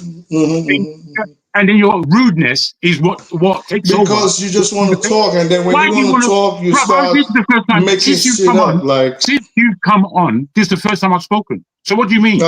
What you're saying doesn't make sense. Yeah, but don't misconstrue what I'm saying just because you. I've made myself clear as to my opinion and my thoughts as to what you were saying. And when I was listening to you, bro. I don't know you. You can't hear like a child. You're behaving like a big picnic. I'm just letting you know that grown men do not accept the bullshit that you're talking. It's rubbish what you're bringing to the table. Rubbish. Thank you so much. Thank you. Man coming here to talk rubbish and then castigating other people. Why are you saying I'm talking all the time? I like hearing my voice. I know how to speak, so I speak. Apart from coming here to tell rubbish. Hold on, guys. Who's going to accept what you said? No one's going to accept what Hold on. This broadcast so far has been able to come to this point. We wanted to do to 10 o'clock. Now it's 22 minutes past 10, and we came basically because Jagun is asked that we come and just have a useful discussion, which you have had. I don't want us to end in this this way. It would always end like that when this guy is coming to mess up the conversation. So let's take. I will start from. You've insulted everybody that came on here today. I'm going to insult you, bro. I'm going to do it. I'll give it KJ. Now you're making everything personal. But look at you. Away from the conversation that we were having, you've now become the person who wants to take the conversation over. Can I moderate? Can I moderate, please, guys? Yes, please moderate, rather than listening to. Can you make your closing remarks? Thank you so much for being patient with us. Never comes here to say anything, asking stupid argumentative questions. Me? Is it me, KJ? You're muted, KJ. You're muted, KJ. Sorry, Local P. Thank you so much for being with us. Can you please make your final submission? No, what you did, I don't like it too. I was talking, you didn't protect me when Odi rudely was just talking, and that was like quiet. I didn't even believe my thoughts. Nobody was listening to me now. It's not only Odi that was talking. Every other person I've been talking here. No, but you asked me to talk. I was saying something now. Odi do you finish? I was talking. Listen to me. That's what happened, though. That's truly what happened. That's truly what happened. KJ, look, what happened is that our guy was speaking. Biasness by the key support. So I don't think he was biased. He just missed it. He was speaking. How am I biased? No, you're not biased. No. Let's keep quiet. It's not. It wasn't biased. It was just a miss of the communication. The fact is, you were talking for real. Mr. Jagun, listen. The truth is, when I was speaking, when Odi took over, I just felt maybe make a snippet. Let me speak. Odi, not let me talk again. I saw that. Came into I was even trying to say maybe KJ will protect me, whatever. KJ lock up. I just decided to keep quiet. You understand? That's why I saw that. You're biased. Trust me. Let's try and make our closing comments as KJ is asking. Anyways, I guess what I wanted to say is this, because anyway, like sense-assessment or whatever, I guess where the mistake is coming in because you say that word sex, marriage, not as if like sex is involved. when they say an Igbo widow will now marry another younger woman so that that woman can have children for another man, then this widow will be the one to take care of the children, calling these children our own. You understand? Not that this woman, this widow is having sex with, because of the marrying her will not mean she will not be having sex with the younger woman. No. The word sex is like same women marriage, same female marriage. That was the word sex, that same sex marriage. Not because it's like sex is, you understand, having sex, literally. So I guess that's where the mistake is coming from. Then the one that you said Sarah did, begging Hagar, that is not even same-sex marriage. Anything like sex is not there. Is Madam number one allowing Madam number two or Asger to born for Oga, make she call her own. That is not even same-sex marriage. You see what Sarah did, is almost the same thing with what these Igbo widows are doing, but with the absence of the male, which happens to be diseased in this period. But in Sarah's case, the man never die. The man still there alive. But the woman go marry younger housemaid for God, making for breed children for her, so that the woman will call her own children. Yeah. But in this case, in the Igbo tradition, Abraham died. So the woman is not allowed to go and do something else. So the sex, whatever, is not the same. That's why I said the copulation is different from, like what Jago said, homosexuality or whatever. Spitting from each other. Lokopi, let me interject before you continue. I think I'm misquoting that Igbo tradition. The Igbo tradition didn't say the man will die. He said that when you marry, and it's a different two things. When you marry, the one I know of is widow. When we were a widow, I know widow. It's a widow. I said when a woman marries and she has passed the age-bearing limits and she wants her children by all means, she has the right to take her money, choose whoever she wants, and marry the person for her husband. That's one. Two, also in the Igbo tradition, which most people don't agree to practice, if you have a brother who does not have a child but has a wife and dies and leaves the wife, just like it's also in the Leviticus, you have the right, if you want, to go and carry out certain traditional customs and tradition and inherit the wife and have children on behalf of your brother. They do that. They do that. Hold on, sir. So I will understand very well. The modern Igbo men don't agree to do that. They don't like it. Okay, they would rather tell the woman, you know what, if you like to be in our house, you can be in our house, but we will not marry you. We can help you, we can do everything for you, but we're not going to marry you. That is also there. Some people even as far as go, you know what, even if you have children, since you are young, it's okay, but we will not, the brothers or the brothers don't want to do that. So these are traditions that have been practiced even before the advent of missionaries in Igbo land, and it's still there till tomorrow. Okay? Like I said, it happens in the southern part of Nigeria that I know. It happens. Same thing happen. This is what One Africa is fighting. Once you spin it with this language you have now, as Sem, you have now killed everything. Tomorrow they start writing books on it. Confusion with that now. Yes, confusion. You see, that nomenclature, we spin everything, and before you know it, what they are writing does not have anything to do with what was originally there. And that's why we will always look for those things and fight them. Let's not just accept that that is what it is. You can't coin a terminology for us for what's that and ask us to accept it. KJ, listen, like I said, there's a name, I've forgotten this Igbo name, because I was listening to one documentary, Igbo documentary, they called the name. What they explained in that documentary, if the woman is widow, like, but you are telling me even if your husband is still alive, because if your husband is alive, I see no reason why the woman will be the one to go and use our money to go and marry for our husband. What your husband can do it himself while he's still alive. I know the husband not don't na cripple, na deaf and dumb. If the woman aspires to childbearing age, not be the husband will also say no, madam, you know if I want to marry second wife so I can have children. Is it the woman that will now use her own money to go and marry for the husband? I don't understand that part. That's why the documentary I watched. Hold on now. No. You are reading once you are reading the wrong premise, you get the wrong answer. The reason why they put it in that way is that so that when tomorrow the woman comes into the house, you do not upstage the first wife. So you know that you have come to this. Hold on now, you are shouting, you are still interpreting. You know that when you hold on, so that when you come into the house, you know that it is not by your husband will they are there. You are there by the authority of the first wife who has brought you. KJ, listen. No, it's right, bro. Don't argue. I'm not sure what we're arguing. This is KJ, except you are telling me when it comes to marriage, now the woman I guess say for house. In African tradition, when it comes to marriage, it's the man that chooses the wife and has the say. You understand? Now you are telling me on that about Igbo, I don't know. No, that's just an argument. So leave it then. You don't know, then leave it. Let's go. Listen. Look, that's something. Look, the documentary I watched, you understand? Documentary. I studied the Igbo name for that practice. Like they said, a widow would be the one like to marry a younger woman to herself. In the absence of the man, like as I said, widow, not the man is still alive. Because for African tradition, you and I know it. Me never see. You understand? Or the Igbo where I know, where I've lived with or been studied from so far. Like, okay, the man will be in the house because the wife never born. Then the wife will not be the one to go and use them. What if the man doesn't say he don't want? What will now do? Is it by force? So it's the man who is the head of the family that will be the one to take the decision.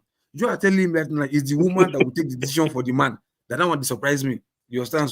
So like I said, documentary I watched is of Igbo. So not that maybe I listen to you. You are telling me something else that I've not heard. Diaspora voting. You're not wrong. Listen. I know. I allow you. You don't try him again. No, you don't try him again. Because you know one thing, respect where they talk small, less. I tell you, documentary I watched is Igbo documentary. I forgot. I would have called the name. They call that practice. The Igbo name they call that practice. I've forgotten this. I wrote it down one time. Say I was speaking and whatever. I'll find out they called the name of the practice. They said Igbo when the man is deceased. Now I know of. That's what I understood from the documentary I watched. You understand? Over and over again, I understood it well. This one you're telling me if the man is still, even if the man is still alive, they didn't say the man is deceased. That's why it shocked me. Say that's why I hear them. But in African tradition, if the man is still alive and the man there needs to be children in the house, it's not the decision of the man to take to say I want to go and marry second wife. You know, it's not telling me that the woman will take her money to go and marry second wife. Wait, don't reply. Don't reply. Don't reply. Don't reply. Thank you, because you've repeated yourself 4 times, and it's not necessary. To say it once is enough. We understand. We're here. We got here. You keep quiet. You're about to repeat. Blah blah blah blah blah blah blah blah. Okay, let us move on. Okay, so Kopi, can you do your last? You are finished your listen. Let's go to. I speak the truth. I'm not going to want to go anywhere. Look, truth be told, yeah. Look, sometimes when it comes to religion and tradition, yeah, I know culture gives birth to culture. You understand? One culture cannot give birth to another brand new entire culture different from the previous culture. You understand? And also culture can, the way tribe are formed, like people travel, migrate, before you know, tongues are new tongues are started. So I believe culture are also being practiced. Some culture are practiced started from one family and spread. You understand? Not that it's what ancestors were doing over and over and over again. So sometimes I think it's good we try and understand that look, when something comes in place, if you reject it. Not because it has been practiced before, you must accept it, because you don't know if the one they were practicing before was even the original one that their own forefather was practicing. You understand? So that's how culture can metamorphose to become what it is today. So I think we should just, if we are talking, whatever works for us, what will you take? But not that I'm saying we should not reference the old culture, but proof to say that the one we met is the original one. We don't have the proof. Even prove that the one your fathers or your grandfathers met is the original one. You don't have the proof, because that is how culture can also be transcended to generation to generation. You understand? That's just for me. Thank you. All right, thank you so much. Two Niger, 1 brain cells. Your final submission, sir. Okay. Maybe this time Audi is not going to interrupt me. But no, stop you. So you just speak. No, I'm sorry. That's my man. Man, I don't have no problems with Audi. We always argue, but that's still my guy. So yeah, it's just what it is.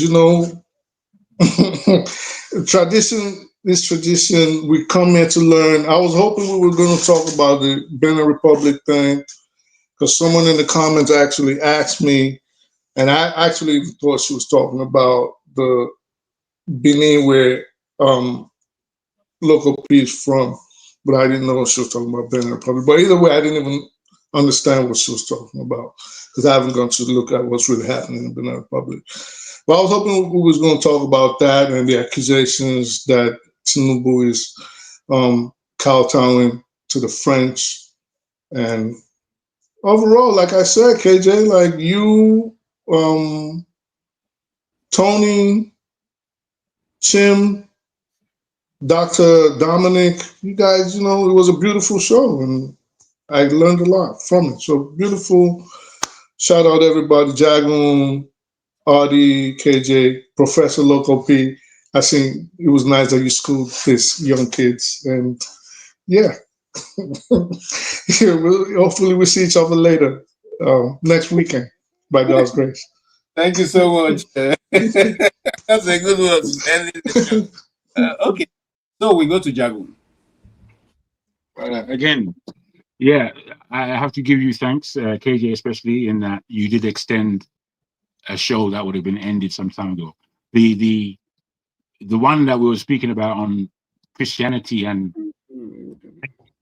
I found it quite difficult to engage with, but it was learning.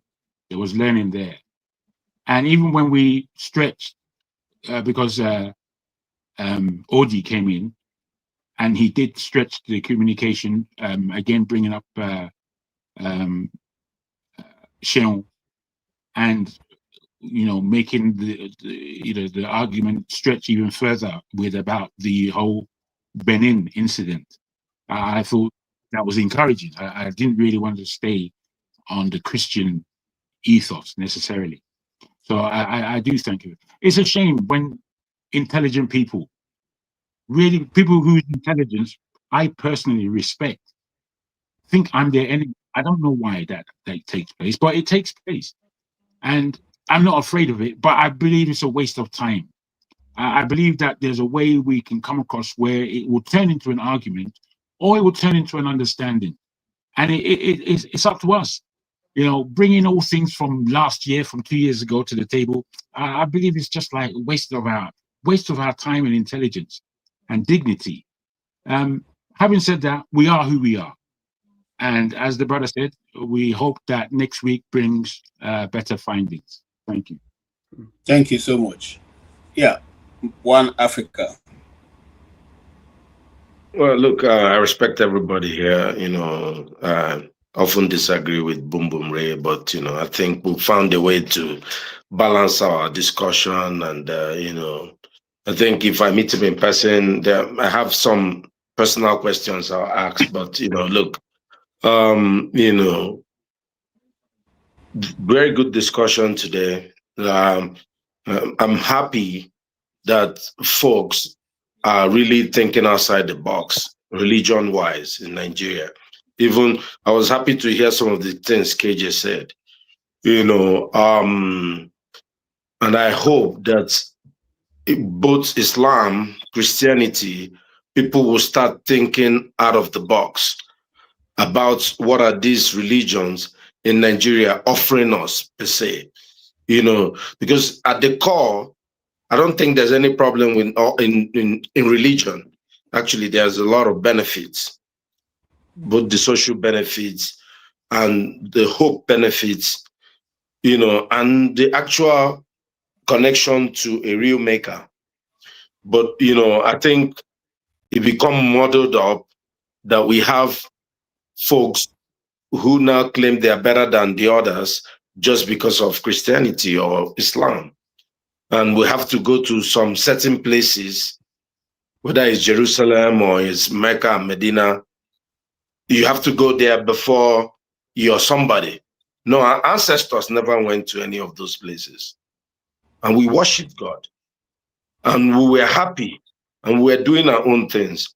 One of the things that really struck me when I returned to Nigeria after many years was that people stopped going to church. Young men, women are still going to church in droves. But young men said, no, we're not going to do this. It's not like it helped. Even if you come to the East, it became a problem at some point that people now went completely insane with the traditional religion, looking for ways to make money. And it hurt our people. So I'm hoping that we can have this religion. Everybody drop your, shields And maybe one of these days I'll be involved in that discussion. But, you know, going back to Seun Kuti, I make bold to say, I will not transfer the love I have for Fela Anikulapo Kuti to Seun. It's not possible. It's not a legend like his father. And it's my own opinion. And whether he's bringing movement of the people or he's bringing PDP, he can keep it in his house. If he succeeds and he rules Nigeria, he will become my president. I don't, no problem with that. But I reject what he has to offer because he's not a role model. You know, and one more thing, you know, about what's happening in Benin Republic, which it's a shame we didn't go into that. I really wanted to really define people because what I like to know people's stake. By next week, this would have played out and people will now, you know, take sides because this would have shown us where do we place ourselves in this African thing that we're doing, or even if there's hope, or are the soldiers taking us for a ride, or it's just all the neo-colonialists playing around with us. What do we even know what's going on? You know, like I feel so confused with that coup that I don't know, like, what to believe. Like, it's like one day someone may just do a coup in Nigeria and we don't know where we're going. And we just be taken over by some renegades or some foreign country.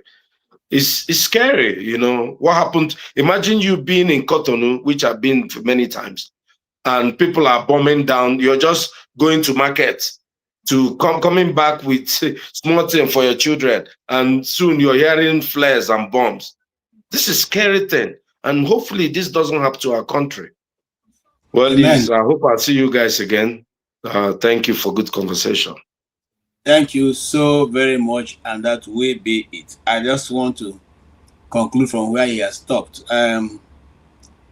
Many things will happen in the near future in our country, especially if some elements in the impositions see the coming of America as something they will not want. Anything can be triggered. I won't say more than that.